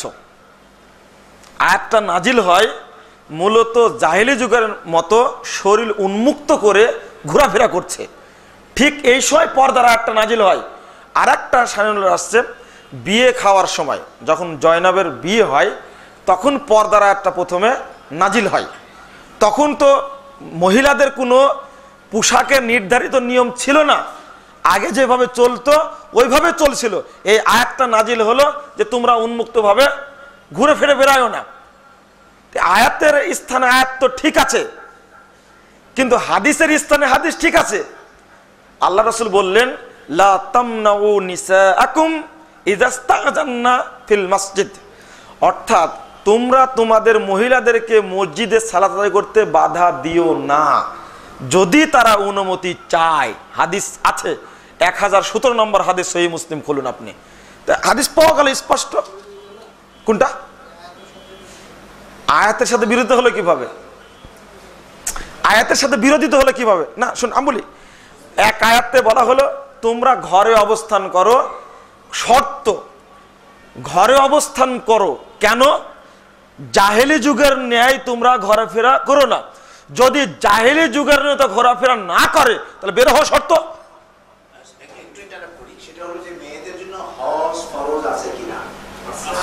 আচ্ছা, তো এটা আছে, হজ ফরজ আছে, মানে জিহাদের ময়দানে যাওয়া তো জায়েজ আছে, ফরজ না, মহিলা যেতে পারে, আল্লাহ নবী নিয়ে যেতেন। শর্ত যে ও ভাই যেটা বলছেন, শর্তটা হলো এই যে কত হাদিস বর্ণিত হয়েছে মহিলারা যুদ্ধে গেছেন, মহিলারা হজে গেছেন, মহিলারা এমনকি সহিহ বুখারীর হাদিস রাসূলের স্ত্রী খেজুরের কি বলে ডাল মাথায় নিয়ে আসছিলেন। সবকিছু করা যাবে পৃথক থেকে এবং পর্দার মধ্যে থেকে, তাতে কোনো আপত্তি নাই তো। তার অর্থ তো এটা না, শর্তখানে জাহেলি যুগের মতো যদি শরীর উন্মুক্ত করে না ঘুরে তাহলে তো আপত্তি নেই। ওখানে বলাই হয়েছে মূলত জাহিলি যুগের কথা, এই জন্য শর্ত। আর যেখানে জাহিলি যুগে যাচ্ছে না তো, ও যাচ্ছে কোথায়? মসজিদে। আর মসজিদে সালাতে তো শর্ত আছে, উড়না না হলে তো চলবে না স্যার। হ্যাঁ, আচ্ছা, নিঃসন্দেহে আলাদা থাকতে হয় পুরুষদের সাথে, এক। দ্বিতীয় বিষয় হলো, যখন রাসূলুল্লাহ সাল্লাল্লাহু আলাইহি ওয়াসাল্লাম বলছেন, অনুমতি দিয়েছেন, তখন সেই বাক্যে তো আমার কোনো কথা থাকতে পারে না। এমনকি আল্লাহ নবী বলছেন যদি কারো চাদর না থাকে তাহলে ওই ব্যক্তি যেন চাদর নিয়ে যায়, অন্যের চাদর নিয়ে যায় যেন ঈদ মাঠে, ঈদে যাওয়ার কথা বলেছেন। এর মধ্যে হিকমত আছে তো। আমার জানা নাই বা আমরা জানি না যে মহিলারা সালাত আদায় করতে গেলে অসভ্য হয়, বরং আমরা জানি মার্কেটে গেলে, 31st নাইটে গেলে, সুন্দরী প্রতিযোগিতায় গেলে, ওই পহেলা বৈশাখে গেলে, বর্ষবরণ, পহেলা ফাল্গুনে গেলে, এইগুলোতে গেলে ফষ্টি নষ্টি বেশি হয়, এটা জানি আমরা। বলেন আপনি।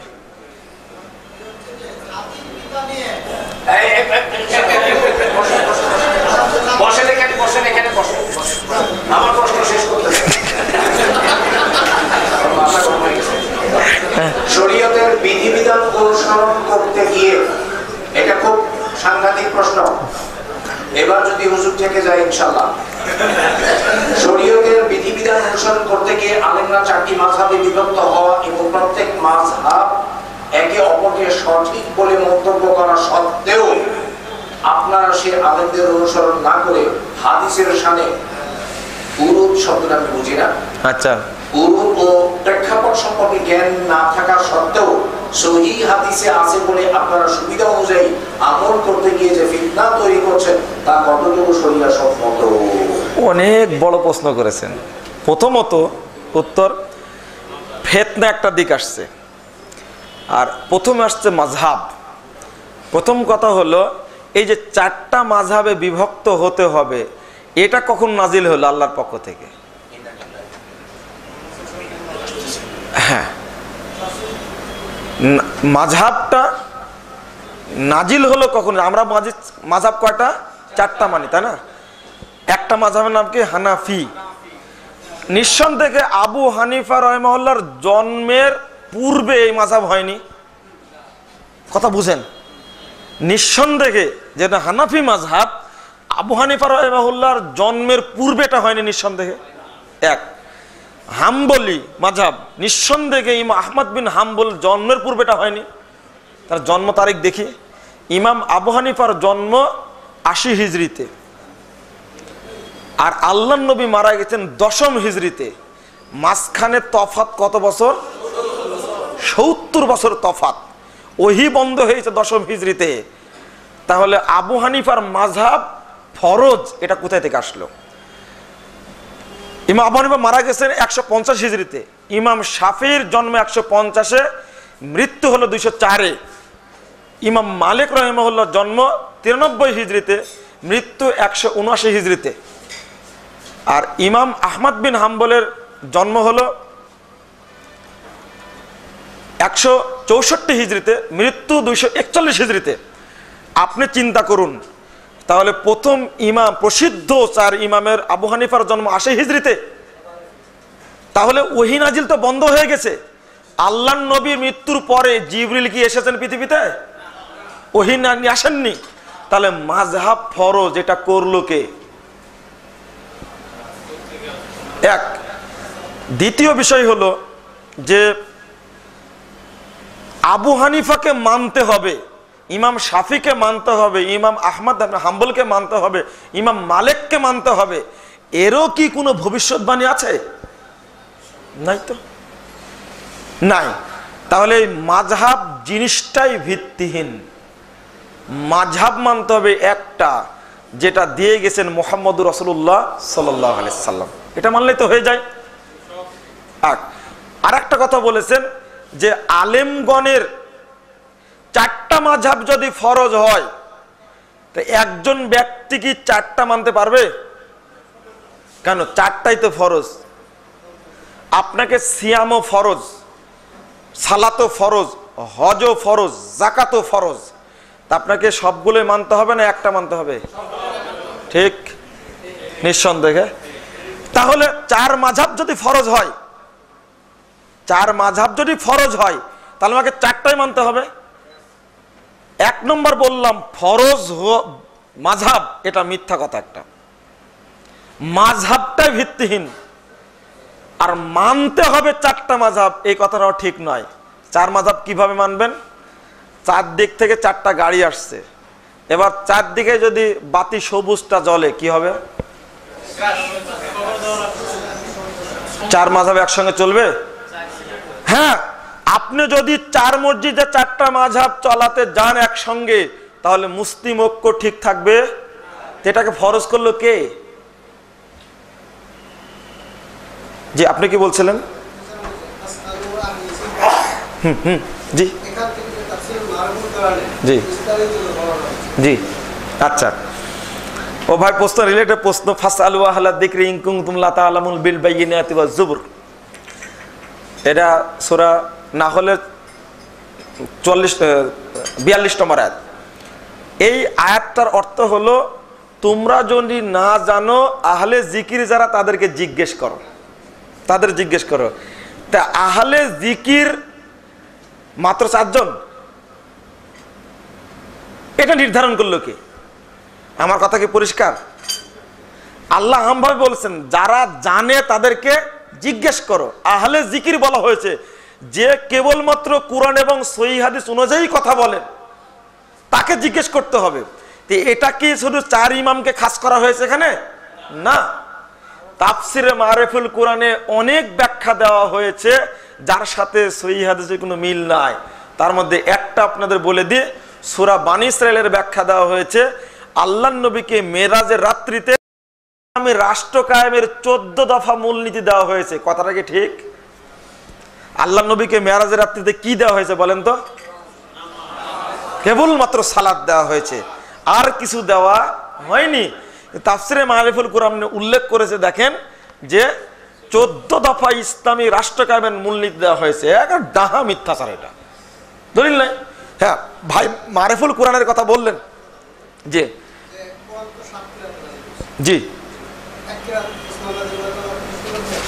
আচ্ছা, হ্যাঁ হ্যাঁ, আপনি এটা রিলেটেড প্রশ্ন মনে করছেন এটার সাথে?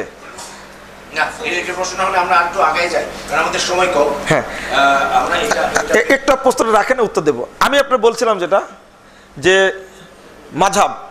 এবার আমি বলি আবু হানিফার সাথে এবং হানাফি মাযহাবের সাথে তফাৎ কেমন, ইমাম শাফির সাথে শাফি মাযহাবের তফাৎ কেমন, ইমাম আহমদ বিন হাম্বলের সাথে হাম্বলি মাযহাবের তফাৎ কেমন, তারপরে ইমাম মালিকের সাথে মালিকি মাযহাবের তফাৎ কেমন। কথাটা কি পরিষ্কার? আচ্ছা, জিয়াউর রহমানের সাথে জিয়াউর রহমান দলের তফাৎ কেমন, শেখ মুজিবের সাথে আওয়ামী লীগের তফাৎ কেমন, কথা বুঝতে পেরেছেন? আজকে দেখতে পাচ্ছেন যেমন স্পষ্ট। আমি ওটা বোঝানোর জন্য উদাহরণটা টানলাম এই যুগে। ঠিক ইমাম আবু হানিফা রাহিমাহুল্লাহর সাথে হানাফি মাযহাবের কোনো মিল নেই। অনুরূপভাবে ইমাম শাফির সঙ্গে শাফি মাযহাবের কোনো মিল নেই। ইমাম আহমদ বিন হাম্বলের সঙ্গে ইমাম হাম্বলি মাযহাবের কোনো মিল নেই।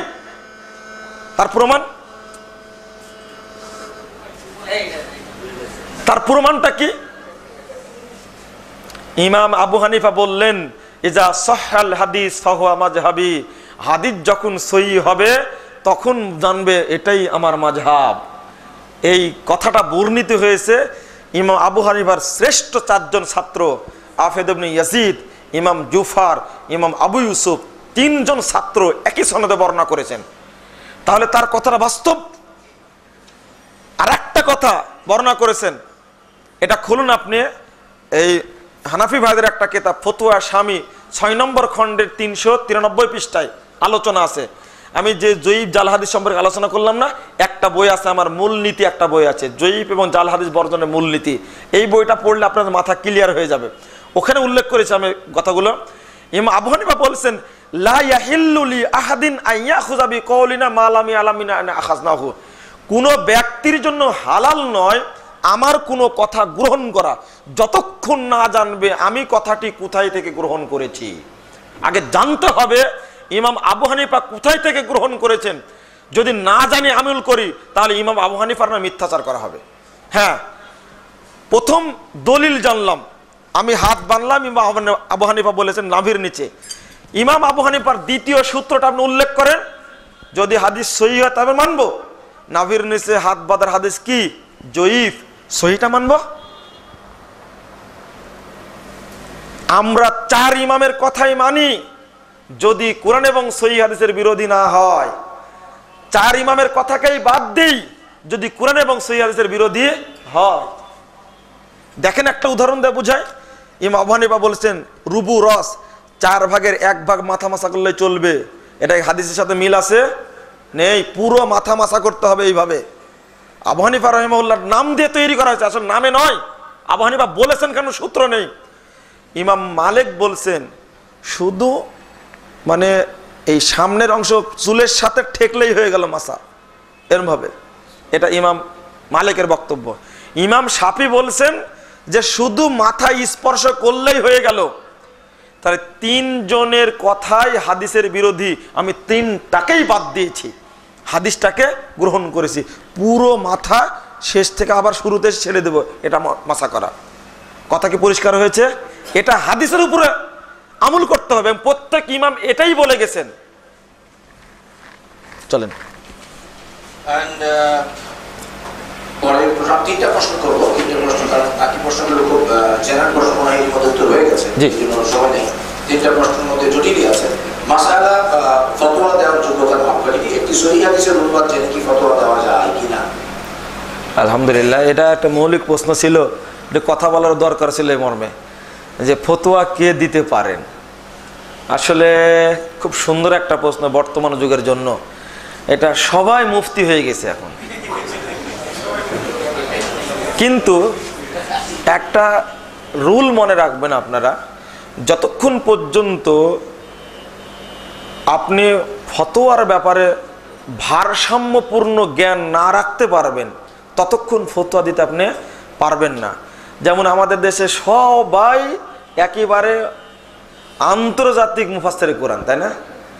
অথচ বাংলাদেশে একজনও মুফাসসির নাই, একজনও নাই। কারণ মুফাসসির হতে হলে 16টি শর্ত আছে। কয়টি? 15টি। কয়টি শর্ত? 15টি শর্ত আছে মুফাসসির হতে হলে।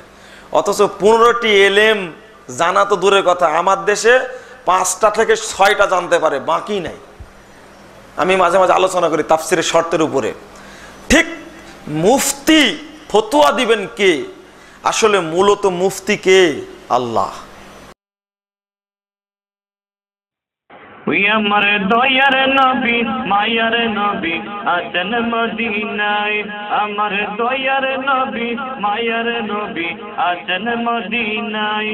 তোমার আশিকেরা যেতে যে চায়, পাগলেরা যেতে যে চায় নূরানি রওজায়, আমার দয়ার নবী মায়ার নবী আছেন মদিনায়, আমার দয়ার নবী মায়ার নবী আছেন মদিনায়। গাছ বিরিখি তরুলতা আছে যেতাই, পশু পাখি বসতে বাড়ি বানাইতে সে তাই। গাছ বিরিখি তরুলতা আছে যেতাই, পশু পাখি বসতে বাড়ি বানাইতে সে তাই। সবই মিলে সুরুদ পড়ে, সবই মিলে সুরুদ পড়ে নূরানি রওজায়, আমার দয়ার নবী মায়ার নবী আছেন মদিনায়, আমার দয়ার নবী মায়ার নবী আছেন মদিনায়। তোমার আশিকেরা যেতে যে চায়, পাগলেরা যেতে যে চায় নূরানি রওজায়, আমার দয়ার নবী মায়ার নবী আছেন মদিনায়, আমার দয়ার নবী মায়ার নবী আছেন মদিনায়। এই পৃথিবী যার খাতিরে বানাইলেন আল্লাহ, ইনি হলেন সবার প্রিয় নবী মুস্তাফা। এই পৃথিবী যার খাতিরে বানাইলেন আল্লাহ, ইনি হলেন সবার প্রিয় নবী মুস্তাফা। যার প্রেমেতে দুরূদ পড়েন, যার প্রেমেতে দুরূদ পড়েন দয়ালু আল্লাহ, আমার দয়ার নবী মায়ার নবী আছেন মদিনায়, আমার দয়ার নবী মায়ার নবী আছেন মদিনায়। তোমার আশিকেরা যেতে যে চায়, পাগলেরা যেতে যে চায় নূরানি রওজায়, আমার দয়ার নবী মায়ার নবী আছেন মদিনায়, আমার দয়ার নবী মায়ার নবী আছেন মদিনায়। 7 সমুদ্র 13 নদী আছে যেতাই, পারি দিয়ে যাব মোরা নূরানি রওজায়। 7 সমুদ্র 13 নদী আছে যেতাই, পারি দিয়ে যাব মোরা নূরানি রওজায়। এই পাগলের এই মিনতি, এই পাগলের এই মিনতি পার করো আমায়, আমার দয়ার নবী মায়ার নবী আছেন মদিনায় আমার দয়ার নবী মায়ার নবী আছেন মদিনায় তোমার আশিকেরা যেতে যেটাই পাগলেরা যেতে যেটাই নুরানি রোজায় আমার দয়ার নবী মায়ার নবী আছেন মদিনায় আমার দয়ার নবী মায়ার নবী আছেন মদিনায় তোমার আশিকেরা যেতে যেটাই পাগলেরা যেতে যেটাই নুরানি রোজায় আমার দয়ার নবী মায়ার নবী আছেন মদিনায় আমার দয়ার নবী মায়ার নবী আছেন মদিনায় আমার দয়ার নবী মায়ার নবী আছেন মদিনায় আমার দয়ার নবী মায়ার নবী আছেন মদিনায় আমার দয়ার নবী মায়ার নবী আছেন মদিনা। আয়েশা রাদিয়াল্লাহু আনহাকে বলছেন, আয়েশা তুমি যে প্রশ্ন করলেন আল্লাহু ইফতিকে, আল্লাহ তোমাকে ফতোয়া দিচ্ছেন। আমরা আল্লাহর বিধান থেকে পেশকারী মাত্র, আসলে শরীয়তের গভীরতা এবং মর্যাদা এই দুইটা জিনিস আমরা বুঝিনি। বাংলা বুখারি পড়লাম, ফতোয়াটা মেরে দিলাম, জিজ্ঞেস করলাম না এই আয়াতের অর্থটা আসলে কি হবে বা এই হাদিস দ্বারা এই বুঝটা হয়েছে কিনা। হ্যাঁ, কোনো যোগ্য আলেম একটা জিনিস বললেন যেটা বিষয়টা এই, আপনি ওইটাই বর্ণনা করুন। কিন্তু চট করে একটা মাসালা আপনি নিজে খুঁজে বের করতে গেলেন, বের করতে গিয়ে বাংলা বুখারি খুঁজে পড়ে বলে দিলেন এই হাদিস প্রমাণ করে এটা। আপনার আউট আর জ্ঞান জানা নেই। আপনি প্রশ্নের সম্মুখীন হলে একজন যোগ্য আলেমকে জিজ্ঞেস করুন, আর যোগ্য আলেম যেটা বলেছেন সেটাকে প্রমাণ দেওয়ার জন্য আপনি হাদিস খুলে প্রমাণ দিন, এতে কোনো সমস্যা নেই। কথা বুঝাতে পারলাম কিনা? আপনি তো যোগ্য আলেমের কাছে শুনেছেন, এখন আপনাকে বুঝাবো কিভাবে? এবার আপনি সহিহ বুখারী বলেন, মুসলিম বলেন, খুলে আপনি বুঝতেন যে দেখো হাদিস দ্বারা প্রমাণিত এটা। কিন্তু আপনি নিজে ফতোয়া দিতে যাবেন না। যেমন ঘটনা ঘটছে, একটা হাদিসের অনুবাদ বলে, লা ইয়াকবালুল্লাহু সলাতা হাইজিন ইল্লা বিখিমারিন। আল্লাহ রাব্বুল আলামিন ঋতুবতী মহিলার সালাত কবুল করবেন না যদি সে উড়না না পড়ে সালাত আদায় করে। এটাই হাদিসের ইবারত, বুঝেন? এই হাদিসের অর্থ আপনি করতে গেলে কি করবেন? ঋতুবতী মহিলার সালাত আল্লাহ কবুল করবেন না যদি সে কি চাদর না পরে সালাত পড়ে। অনুবাদটা কি ঠিক হয়েছে? অনুবাদ ঠিক হয়েছে সাইয়্যিদুজ্জামান? কেন ঠিক হলো না? অনুবাদ তো ঠিক হয়েছে নিঃসন্দেহে। লা তুকবালু সলাতু হায়েদিন, ঋতুবর্তী মহিলার সালাত কবুল করা হবে না ইল্লা বি খিমারিন, চাদর ব্যতীত। অনুবাদে ভুল নাই। কোন জায়গায় ভুল হয়েছে বলেন তো দেখি আপনারা? না হলে উড়না চাদর একই অর্থ। আপনারা বলেন দেখি কোন জায়গায় ভুল হয়েছে? আপনাদের দেখে মাথা কতটা চোখা না? প্রশ্ন খুব সহজ, বলেন। হ্যাঁ না, তাও একটা কমন জিনিস। জি রাইট, চমৎকার উত্তর এটাই। আসলে শুনেন, না না না না উত্তর দিবেন না, আপনারা তালি দিবেন না, এই নিয়মটা ঠিক না। জি ওই ভাই বুঝাছে, ভালো কথা। হ্যাঁ আসলে হাদিসের অনুবাদ ঠিক করেছি, কিন্তু একটু চিন্তা করে দেখেন যে ঋতুবতী মহিলার তো সালাতই নাই, তাহলে এই হায়েজিন যে অর্থ, এর অর্থ ঋতুবতী নয়, কিন্তু শাব্দিক অর্থ ঋতুবতী। এখন যদি আপনি যদি তিরমিজির হাদিস খুলে যদি আপনি অর্থ করে দেন, তখন আপনার ওয়াইফ চিন্তা করবে যে কি মাথাটা তা পাগল হলো নাই, যে ঋতুবতী মহিলা সালাতই নাই, কবুল হলো কি না হলো সব পরের ব্যাপার। কিন্তু আসলে আপনি জানছেন না অর্থ কি?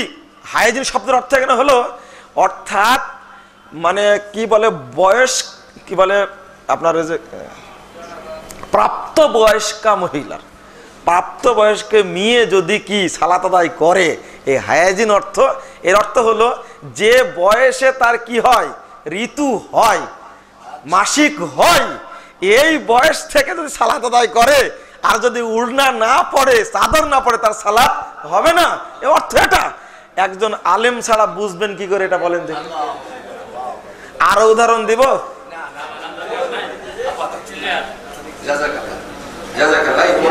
প্রশ্ন আরেকটা আছে। হ্যাঁ, উত্তর দেওয়ার 9টা 3 বেজে গেছে, আধা ঘন্টা পেরিয়ে গেছে। একটু নেই আমরা, 2 মিনিট পরে কি নেব? আবার নামাজ ছেড়ে পালাবে তো আরেকটা দোষ হবে তো। সালাত ছেড়ে কিন্তু ফরজ সালাত ছেড়ে পালানো যাবে না। বলেন বলেন। রাসূল সাল্লাল্লাহু আলাইহি ওয়াসাল্লামের ইন্তেকালের পর সাহাবী ও তাবেঈন উপস্থিতিতে হযরত ওমর রাদিয়াল্লাহু তাআলা আনহু সাহাবীগণকে নিয়ে 20 রাকাত তারাবি সালাত করেন। ইহাতে কেউ ভিন্ন মত পোষণ না করা সত্ত্বেও আপনারা তারাবি সালাতকে কিভাবে 8 রাকাত সীমাবদ্ধ করেছেন? আপনারা করেছেন, তার কতটুকু শরীয়ত সম্মত? আপনি যে কথাটা বললেন যে আগে আপনারটা বলবেন দলিল, যে ওমর রাদিয়াল্লাহু আনহু সাহাবী তাবেঈদের নিয়ে 20 রাকাতের সিদ্ধান্ত নিয়েছেন, আইনাত দলিল, মানে দলিল কোথায়?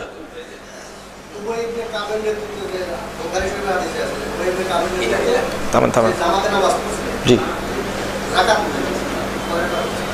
হ্যাঁ, উবাই ইবনে কাবের নেতৃত্বে নামাজ পড়ছেন। না না না না না, 29টা ভুল হলো। এই সহিহ বুখারী হাদিস আমি বলছি 2012 নম্বর হাদিসটা উনি যেটা বলছেন। হ্যাঁ, আসলে উনি পড়েননি, উনি ইমাম বানায় দিলেন। কাকে? উবাই ইবনে কাব এবং তামিমুদ দারিকে, দুইজনকে ইমাম বানায় দিলেন।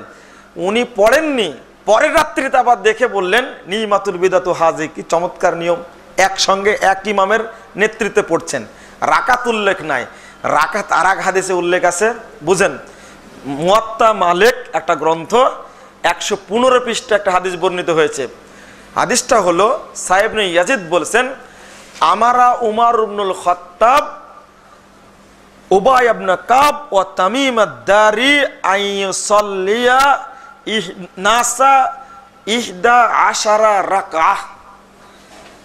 উমর রাদিয়াল্লাহু আনহু নির্দেশ দান করলেন উবাই ইবনে কাব এবং তামিমুদ দারিকে, তারা যেন লোকদেরকে 11 রাকাত সালাত পড়িয়ে দেন। এই হাদিসটিকে কোন মুহাদ্দিস জয়ীফ বলেননি, হাদিস সহিহ। এবার 20 রাকাতের কথা আসলো কেন? আমার তারাবির রাকাত সংখ্যা বইটা জনাব আব্দুর রহিম সাহেবের কাছে পাবেন আপনারা ওখানে। জি, এই বইটার মধ্যে যতগুলো বর্ণনা আসছে যে উমর রাদিয়াল্লাহু আনহু সম্পর্কে, তার ভাষাটা হলো উমরের যুগে চালু ছিল, উমরের যুগে আমরা পড়তাম, উমরের যুগে 20 রাকাত পড়া হতো, এই ধরনের কথা চালু আছে। এই মর্মে বর্ণনাগুলো উল্লেখ করেছে আমি 19টি কথা উল্লেখ করেছি, কিন্তু বর্ণনাগুলো ঠিক না, জয়ীফ, জাল, মুনকার। কিন্তু কোনো জাল হাদিসেও নাই, জয়ীফ হাদিসেও নাই, বিরোধী হাদিসেও নেই যে ওমর রাদিয়াল্লাহু আনহু নির্দেশ দিয়েছেন, তিনি পড়েছেন, এই মর্মে ভাষার কোনো জাল হাদিসও নেই। কিন্তু যেটা সহিহ হাদিস সেটার মধ্যে আছে যে তিনি উবাই ইবনে কাব এবং তামিমুদ দারিকে নির্দেশ দিলেন 11 রাকাত পড়ার জন্য। হ্যাঁ, তার নাম দিয়ে বর্ণনা করা হয়েছে অনেকগুলো, তার যুগে চালু ছিল, তার যুগে আমরা পড়তাম, আমরা দেখেছি, তার যুগে পেয়েছি, এই তো কথাগুলো আছে। এই বর্ণনাগুলো একটিও ঠিক নয়। এমনকি ওমর রাদিয়াল্লাহু আনহু যেমন জামাত চালু করলেন, তেমনি নির্দেশও দিলেন 11 রাকাত, হাদিস সহিহ। আপনি বা আমি কিভাবে বলতে পারি যে ওমর রাদিয়াল্লাহু আনহু চালু করেছেন 20 রাকাত? এ কথাও ঠিক না। 20 রাকাতে নির্দেশ দিয়েছেন, এ কথাও ঠিক না, দলিল নেই। দলিলটা আগে সহিহ হতে হবে। আর আপনারা কি বিশ্বাস করেন ওমর রাদিয়াল্লাহু আনহু রাসূলের নীতি বিরোধী কোনো কাজ করবেন? প্রশ্নই আসে না। জি, সুন্দর। আপনি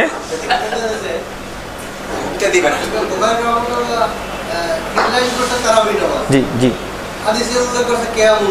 জি, 2 রাকাত 2 রাকাত 4 রাকাত 4 রাকাত পরে 1 রাকাত। জি জি আচ্ছা ওই ভাই প্রশ্ন করলেন মক্কায় চালু আছে কেন 20 রাকাত? মক্কায় কি আসলে 20 রাকাত চালু আছে? হ্যাঁ আমি বলে দিচ্ছি, তোমাকে প্রশ্ন করছি একটা, তুমি বলো যে ইমাম 10 রাকাত পড়েন, আমি আপনাদের কথাই বলছি, যে ইমাম 10 রাকাত পড়ান ওই ইমাম কি পরে মুক্তাদি হিসাবে আবার 10 রাকাত পড়েন?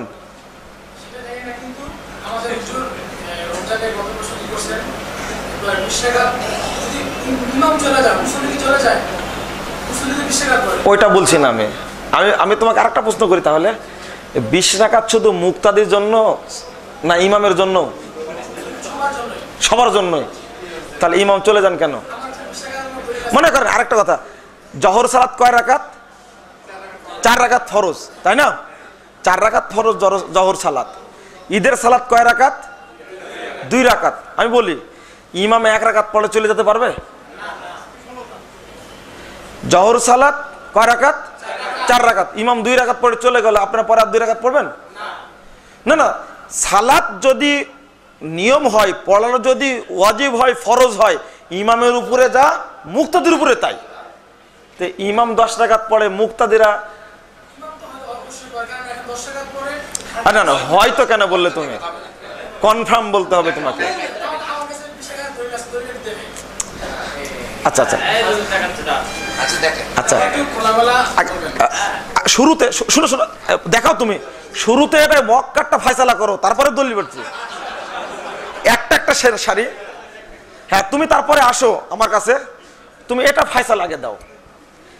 ইমামের প্রতি শুধু মুক্তাদির প্রতি শুধু 20 রাকাত না ইমামের প্রতি 20 রাকাত? উভয়ের প্রতি 20 রাকাত। প্রমাণ দিতে হবে যে ইমামও পড়ে 20 রাকাত, মুক্তাদিও পড়ে 20 রাকাত। তারপরে দ্বিতীয় প্রশ্ন আমি করব।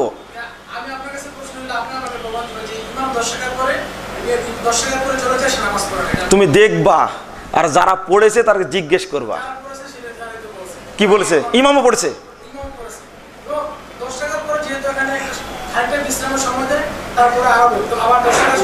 আমি ওইটা বলিনি, কিন্তু আমি একটাতে আছি। কিন্তু যে ইমাম পরে 10 রাকাত পড়াবেন ওই ইমাম কি আগে মুক্তাদি আরো 10 রাকাত পড়েছেন? হ্যাঁ পড়েছেন। আচ্ছা আচ্ছা কনফার্ম, আচ্ছা কনফার্ম হলো। হ্যাঁ যে আমি মেনে নিলাম পড়েছেন। আচ্ছা আমি মেনে নিলাম পড়েছেন 20 টাকাতে, প্রথম কথা ঠিক আছে। আপনাদের জি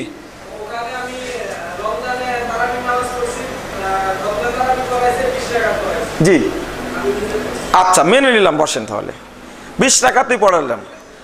এবার আপনি একটা দলিল বের করেন, মক্কায় যেটা চালু আছে ওইটা আমাকে করতে হবে।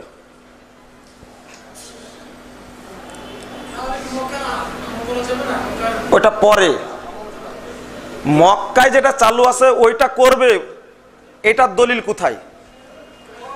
মানুষ ওইটা তো আপনি পরে প্রশ্ন গেলেন কেন? আমি পরে বলবো, এটা মক্কায় আমি পরে বলবো, আমার প্রশ্নের উত্তর দেন একটা। এটা কিন্তু সারি একটা বিষয়। মক্কায় যেটা চালু আছে ওইটাই করতে হবে, এই মর্মে কোনো দলিল আছে? একটা দলিল চাই। সাইদুজ্জামান তোমরা ওঠো, আছে এরকম? নেই।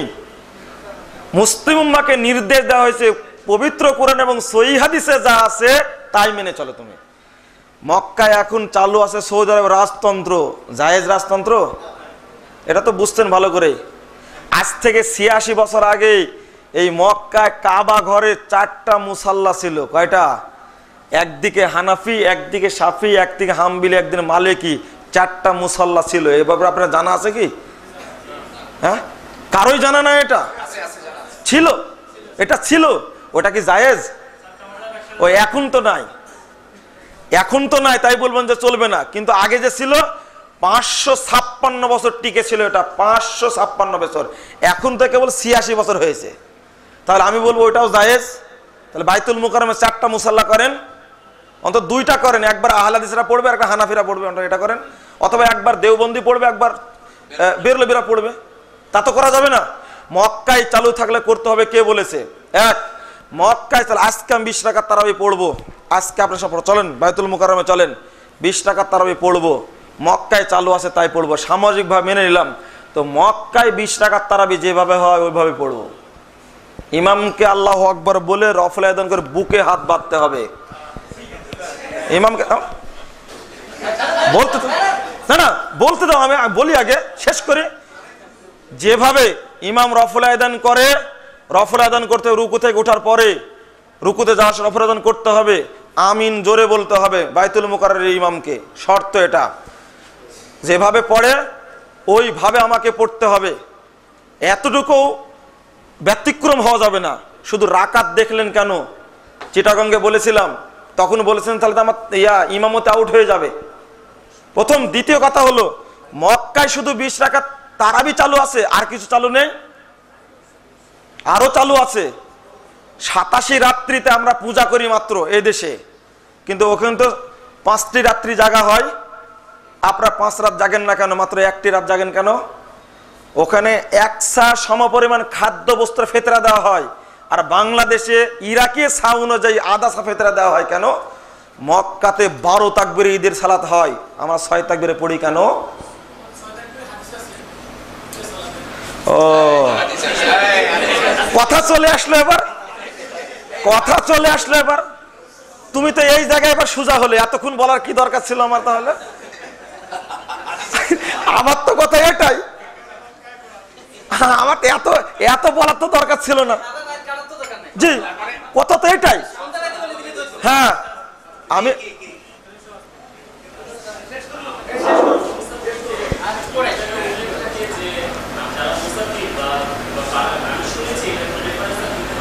জি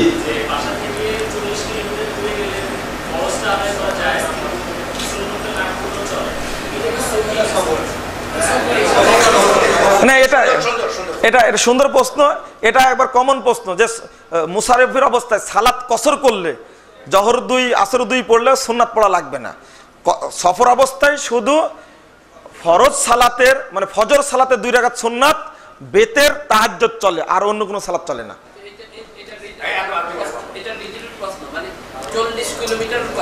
ওটা ভুল, 40-48 কিলোমিটার এটা নির্ধারিত নিয়ম নাই। জি জি জি জি, এটা সফর অবস্থা যখন যাবেন তখন। হ্যাঁ, 20 রাকাত তারাবির ব্যাপারে আমি শেষ কথা বলতে চাই। জি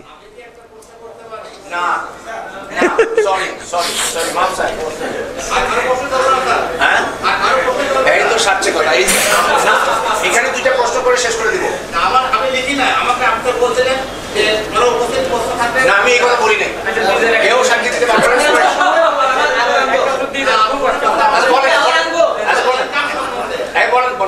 আমি আচ্ছা আপনারটাই বলেন, খুব দাবি, আপনি একটু বয়স্ক মানুষ, বলেন সংক্ষেপে বলেন। বলছি যে 2009 সালে মাওলানা আবুল কালাম আজাদ সাহেব টিভিতে বলছিলেন যে ব্যাংকের যারা ইনকাম করে চাকরি করে তাদের পয়সা অবৈধ, তাদের পয়সা দিয়ে কোনো কাজ করা যাবে না, মানে বৈধ হবে না। জি, আমার সেই প্রশ্নকে ওটা ধরে নিই, টিভিতে ফলা করে বলেছিলেন, কিন্তু আমরা ধরে নিই যে ব্যাংক বিমা যারা ইনকাম করে পয়সা লেনদেন করে তাদের পয়সা দিয়ে এইটা দায়ের হবে কিনা। আমরা এদের টাইম তো অনেক চলে যাবে, এটাতে অনেক টাইম চলে যাবে, কারণ এগুলো আগে সব ব্যাখ্যা, অর্থনীতির ব্যাপার, সব ব্যাখ্যা বুঝাতে গেলে আধা ঘন্টার সময় লাগবে। আমরা এই প্রশ্নটা অফ রাখবো, আমরা এই প্রশ্নটা লিখে দেননি। আচ্ছা আচ্ছা, এটা উনি যেটা বললেন আর কি বুঝারই বিষয়, নিঃসন্দেহে এটা আবুল কালাম আজাদ নিঃসন্দেহে এক বাক্যে উত্তরটা দেননি, বুঝিয়ে বলেছেন এটা। কারণ যেখানে সুদ লেখা হয়, সাক্ষী রাখা হয়, এটা সুদি কারবার যেখানে থাকে সেটা হারাম, পরিষ্কার। আমরা বলে থাকি এটা, আমরাও পরিষ্কার এই কথাটাই বলে থাকি। এই রুজি হালাল হবে না, এই মর্মে সকল উলামা একরাম একমত। আমরা শেষে এতটুকু বলি যে ব্যাংকে আপনি চাকরি না করে, বাংলাদেশের কত পার্সেন্ট লোক ব্যাংকে চাকরি করে? কত পার্সেন্ট লোক? 1%? না না, তাও হবে না, 0.05 05 বলা বলে 50, আমার মনে হয় না, আরো কম হবে। জি জি, হলো আল্লাহ রাব্বুল আলামিন যদি অন্যদেরকে এত লোককে রুজি দিতে পারেন, আপনাদের দিতে পারবে। আমি শেষ কথা এটা বলি আর কি। হ্যাঁ, ব্যাংক বন্ধ হয়ে যাবে সেটা বললেন আপনি? ব্যাংক বন্ধ হবে কেন? আজকে বিসিএস এর ছাত্ররা যদি আন্দোলন করে আদায় করতে পারে, আমি ব্যাংক বন্ধ করার কথা বলছি না, আমি বলছি যে সৌদি আরব যদি চলতে পারে, কুয়েত যদি চলতে পারে, শ্রীলঙ্কা যদি চলতে পারে, বাংলাদেশে চলতে পারবে সুদ ছাড়া ইনশাআল্লাহ। চলতে পারে না? হ্যাঁ, ওকে। এরপরে আসি আমাদের শেষ প্রশ্ন। এখন কোন প্রশ্ন আমি লিখে দিতে বলছি? নো সরি, আপনি একটু বানায় কথা বলছেন। জি জি, বলা যাবে। শেষ প্রশ্ন দুটি একসঙ্গে করি। ফজর সালাতের শেষে, জি, ফজরের সালাত শেষে ইমাম সাহেব মুসল্লিদের সহ উচ্চ স্বরে সূরা আল হাশরের অংশ বিশেষ পাঠ করেন, অর্থাৎ শেষ 3 আয়াত। এটা বাধ্যতামূলক কিনা এর ফজিলত সম্পর্কে জানাবেন। আর শেষে হলো 19 নম্বর প্রশ্ন, মৃত ব্যক্তির জন্য মিলাদ 40 কোরআনখানি করা উচিত কিনা, সংক্ষেপে চাই।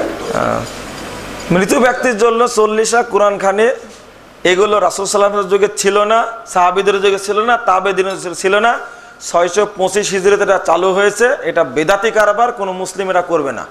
বরং মৃত্যু ব্যক্তির জন্য দোয়া করবে, সাদাকা করবে, অনেক হাদিস বর্ণিত হয়েছে। এক আর ফজর সালাতের পরে সূরা হাশর পড়ার যে হাদিসটি তিরমিজিতে আসছে, আপনি দেখবেন 27-29 নম্বর হাদিস।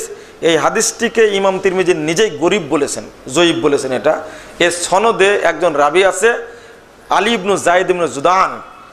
এই রাবিটা মিথ্যুক রাবি, এই রাবির হাদিস গ্রহণযোগ্য নয়। আপনি সূরা মুলক পড়তে পারেন, সূরা মুলকের এত ফজিলত, আপনি প্রত্যেক দিন পড়বেন সূরা মুলক। আল্লাহ রাসূল মুহাম্মদ সাল্লাল্লাহু আলাইহি ওয়াসাল্লাম বলেছেন ওই ব্যক্তির কবরের আযাব টোটালি আল্লাহ মাফ করে দিবেন। এটা সূরা মুলকের ফজিলত। সম্মিলিত করা যাবে কিনা? সম্মিলিত কেন বললেন? এটা সম্মিলিত পড়ার কথাও নাই তো। ও সরি, খুব সুন্দর একটা কথা বলেছেন। ওই জয়ীফ হাদিসে কিন্তু সম্মিলিত পড়ার কথাও নেই, ওই সুর করে সম্মিলিত পড়ার কথা নেই। কিন্তু এটা আমরা করে নিয়েছি, জিকিরের সুরে সুরে এটাও করে নিয়েছি। জি জি জি জি জি জি জি, হ্যাঁ হ্যাঁ, ওই হাদিসের মধ্যে আছে। জি হ্যাঁ, ওটা ঠিকই, ওই একই হাদিস। যে ব্যক্তি সূরা হাশর সন্ধ্যায় পড়বে, সন্ধ্যা থেকে সকাল পর্যন্ত যদি মারা যায়, শহীদ হয়ে মারা যাবে, এবং এই সময়টুকু 70,000 ফেরেশতা তার মাগফিরাত কামনা করবে। আবার সকালে যদি পড়ে, ফজর পড়ে, আবার সন্ধ্যা পর্যন্ত ওই ব্যক্তির জন্য 70,000 ফেরেশতা মাগফিরাত কামনা করবে। যদি মারা যায় এই সময় শহীদ হয়ে মারা যাবে। সুবহানাল্লাহ বলেন না। এই হাদিস হলো জয়ীফ হাদিস, যেটা বললাম ওই হাদিসেরই অংশ। এই হাদিস আমল করা যাবে না। মানে উনি নিজেই জয়ীফ বলছেন এটা? জি জি জি,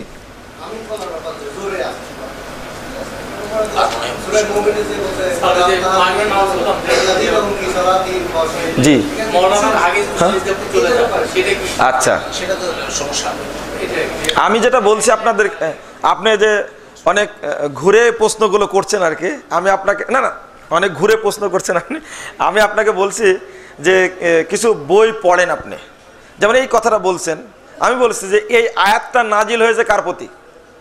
আল্লাযীনা ফি সালাতিহিম খাশিউন, হাদিস আয়াতটা যে আসছে সূরা মুমিনুনের মধ্যে, আয়াতটা নাজিল হয়েছে মুহাম্মদ সাল্লাল্লাহু আলাইহি ওয়াসাল্লামের প্রতি। তো সেই নবী সালাতে আমিন জোরে বলেছেন, তাহলে সমস্যাটা কোথায় হলো?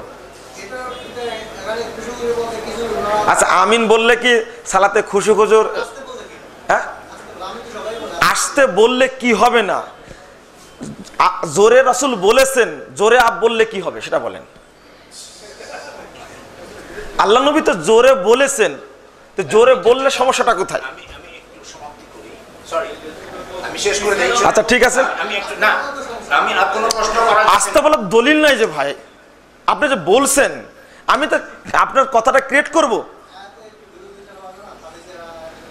আমি আবার ওই কথাটা বলছি, আপনি বিরোধিতা বললেন কেন? আপনি যে আয়াতটা নাজিল হয়েছে আল্লাহ রাসূলের প্রতি, আর সেই রাসূলই সালাতে আমিন জোরে বলেছেন। বলেছেন কিনা আল্লাহ রাসূল জোরে? না না, বলেছেন কিনা আল্লাহ রাসূল জোরে? জোরে বলেছেন, তাহলে বলতে হবে। হ্যাঁ, এটা প্রমাণ দিতে হবে। হ্যাঁ, প্রমাণ দিতে হবে যে এই আয়াত দ্বারা এটা মানসুখ হয়েছে। যেমন ওইটা দিলে হবে না, যেমন রফুল আদান হাদিস মানসুখ করলেন, হ্যাঁ আমিন বলাটা মানসুখ, এটা দলিল পেশ করেন। তাহলে মানসুখ মানে রহিত, তাহলে কেউ রহিত করেছে। কোথায়? একটু বসেন, খাশেগুন। আপনি শুনুন শুনুন, এইটা একটু দাঁড়ান প্লিজ। আপনাকে বলছে একটা জিনিস, এই আল্লাযিনা হুম সালাতুহুম খাশেগুন, এই আয়াতটা দ্বারা বোঝা যায় যে মানসুখ হয়েছে। এই কথাটা কি আপনি বললেন, আপনার বুঝ এটা, না রাসূলের বুঝ, না সাহাবীদের বুঝ? এটা বলেন দেখি। আমি প্রশ্নটা ক্লিয়ার করি। উনি আয়াতটা দ্বারা বলতে চাইলেন, থামেন, এই আমি বলছি এই আয়াতটা দ্বারা বুঝাতে চাইলেন আপনি, না বোঝাতে চাইলেন যে এই আয়াতটা দ্বারা আমিনটাকে মানসুখ করা হয়েছে, এই বুঝটা আপনার, না রাসূলের, সাহাবীর, না তাবিঈর, না মুহাদ্দিস উলামায়ে কেরামের? কোরআন বুঝতে হবে যেভাবে বুঝেছেন রাসূল সাল্লাল্লাহু আলাইহি ওয়াসাল্লাম এবং সাহাবায়ে কেরাম। আপনার মতো বা আমার মতো আমি বুঝলে হবে না। জি হ্যাঁ, এই কোরআন আল্লাহ রাসূল বলছেন সহিহ মুসলিম 118 পৃষ্ঠার হাদিস, মানে আল কোরআন হুজ্জাতুল লাক ওয়া আলাইক। কোরআন তোমার পক্ষে হবে অথবা কোরআন তোমার বিপক্ষে হবে। দেখেন, এই কোরআন দ্বারাই বিভিন্ন জন বিভিন্ন দলিল নিয়েছে। যারা বোমা হামলা করলো না, তারা কোরআন দ্বারা দলিল পেশ করে, ইনফিরু খিফাফা ওয়া সিকালা ওয়া জাহিদু, সূরা 41 নম্বর আয়াত সূরা তাওবার। তোমরা ছোট বোমা মারো আর হালকা বোমা মারো। অর্থ কোন এটা? তাবলিগের ভাইয়েরা অর্থ করেছেন এটা যে ছোট পুটলা আর বড় পুটলা উভয় না বেরিয়ে যাবে। এটার অর্থ দুইটার কোনোটাই তো না। আমি বলতে চাচ্ছি যে আপনি যে অর্থটা বুঝবেন, এই বুঝের সাথে সাহাবীদের বুঝের মিল থাকতে হবে। যেমন আল্লামা গাজালি, ইমাম গাজালি নাম শুনেছেন আপনার? মানসুর হাল্লাজ, ইমাম জামাকশারি, তারপরে বাইজিদ বোস্তামি, এই সমস্ত ব্যক্তিরা কিন্তু কোরআন পড়ে নিজেই, বাইজিদ বোস্তামি বলছেন আমি আল্লাহকে খুঁজলাম, খুঁজে খুঁজে দেখছি আনাল্লাহ, আমি নিজেই আল্লাহ। এটা কোরআন পড়ে দলিল দিচ্ছেন। এটা তো সরি ভাই, আমি এখানে খুব দুঃখ প্রকাশ করছি। আপনি যেটা বলবেন কোরআনের দলিল যে আয়াতের ক্ষেত্রে পেশ করবেন, আমি অনেক দলিল পেশ করতে পারবো বিভিন্ন জিনিস নাকচ করার জন্য। কোরআন দ্বারাই কোরআনের বিরুদ্ধে পেশ করা যাবে, কিন্তু বিরুদ্ধে পেশ করেননি। আর এটা করতে গিয়ে অনেক মানুষ পথভ্রষ্ট হয়েছে। আশা করি আবার অন্যদিন আসবো। আমি বলে দিচ্ছি, আমার সুযোগ মতো আপনাদের সাথে আবার কথা হবে ইনশাল্লাহ। আজকে শেষ এটা নয়, আমি শেষ করছি। আল্লাহ রাব্বুল আলামিন যেন আমাদেরকে বরকত দান করেন, আল্লাহুম্মা আমিন। আল্লাহ যেন আপনাকে ধন্যবাদ। এটা আপনার ব্যাপার, আপনি আয়োজন করেন, উনি বসবেন। আমি বলবো পয়সা করে খরচ করেন, আয়োজন করেন।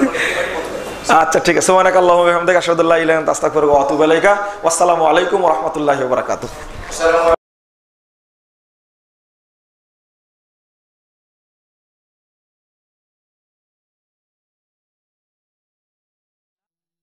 আল্লাহ তোমার এই ধরার মাঝে কত জানা অজানা সৃষ্টি আছে। আল্লাহ তোমার এই ধরার মাঝে কত জানা অজানা সৃষ্টি আছে। কেউ নেই তোমার নাম জপে না, কেউ নেই তোমার নাম জপে না, তোমার নামের তসবিহ জপে না, তোমার নামের তসবিহ জপে না। আল্লাহ তোমার এই ধরার মাঝে কত জানা অজানা সৃষ্টি আছে। কেউ নেই তোমার নাম জপে না, কেউ নেই তোমার নাম জপে না, তোমার নামের তসবিহ জপে না, তোমার নামের তসবিহ জপে না। সাগরের লোনা জলে রতল তলে বৈচিত্র্য কত প্রাণীরা চলে। সাগরের লোনা জলের অতল তলে বৈচিত্র্য কত প্রাণীরা চলে তারাও তোমার নামে গায় সাদা গান তারাও তোমার নামে গায় সাদা গান কেউ নেই তোমার হুকুম মানে না তোমার নামের তসবিহ জপে না আল্লাহ তোমার এই ধরার মাঝে কত জানা অজানা সৃষ্টি আছে কেউ নেই তোমার ওই নাম জপে না কেউ নেই তোমার ওই নাম জপে না তোমার নামের তসবিহ জপে না তোমার নামের তসবিহ জপে না চাঁদ তারা সূর্য ওই আকাশে ছুটে চলে সমীরণ মেঘেরা ভাসে চাঁদ তারা সূর্য ওই আকাশে ছুটে চলে সমীরণ মেঘেরা ভাসে মৃদু রবে তারা সবে ও নাম জপে মৃদু রবে তারা সবে ও নাম জপে কেউ নেই তোমার ইশারায় চলে না তোমার নামের তসবিহ জপে না আল্লাহ তোমার এই ধরার মাঝে কত জানা অজানা সৃষ্টি আছে কেউ নেই তোমার ওই নাম জপে না কেউ নেই তোমার ওই নাম জপে না তোমার নামের তসবিহ জপে না তোমার নামের তসবিহ জপে না বৃক্ষরাজি ওই গহীন বনে কত পশু পাখি গায় আপন মনে বৃক্ষরাজি ওই গহীন বনে কত পশু পাখি গায় আপন মনে প্রাণ ভরে সবে গায় তোমার নামে প্রাণ ভরে সবে গায় তোমার নামে কেউ নেই তোমার কথা শোনে না তোমার নামের তসবিহ জপে না আল্লাহ তোমার এই ধরার মাঝে কত জানা অজানা সৃষ্টি আছে কেউ নেই তোমার ওই নাম জপে না কেউ নেই তোমার ওই নাম জপে না তোমার নামের তসবিহ জপে না তোমার নামের তসবিহ জপে না ধরণীর মাঝে আছে যত কিছু ছোট বড় মানহীন উঁচু নিচু ধরণীর মাঝে আছে যত কিছু ছোট বড় মানহীন উঁচু নিচু সবাই তোমায় মানে প্রভু মহিয়ান সবাই তোমায় মানে প্রভু মহিয়ান কেউ নেই তোমায় বিধাতা বলে না তোমার নামের তসবিহ জপে না আল্লাহ তোমার এই ধরার মাঝে কত জানা অজানা সৃষ্টি আছে কেউ নেই তোমার ওই নাম জপে না, কেউ নেই তোমার ওই নাম জপে না, তোমার নামের তসবিহ জপে না, তোমার নামের তসবিহ জপে না। আল্লাহ তোমার এই ধরার মাঝে কত জানা অজানা সৃষ্টি আছে, কেউ নেই তোমার ওই নাম জপে না, কেউ নেই তোমার ওই নাম জপে না, তোমার নামের তসবিহ জপে না, তোমার নামের তসবিহ জপে না, তোমার নামের তসবিহ জপে না।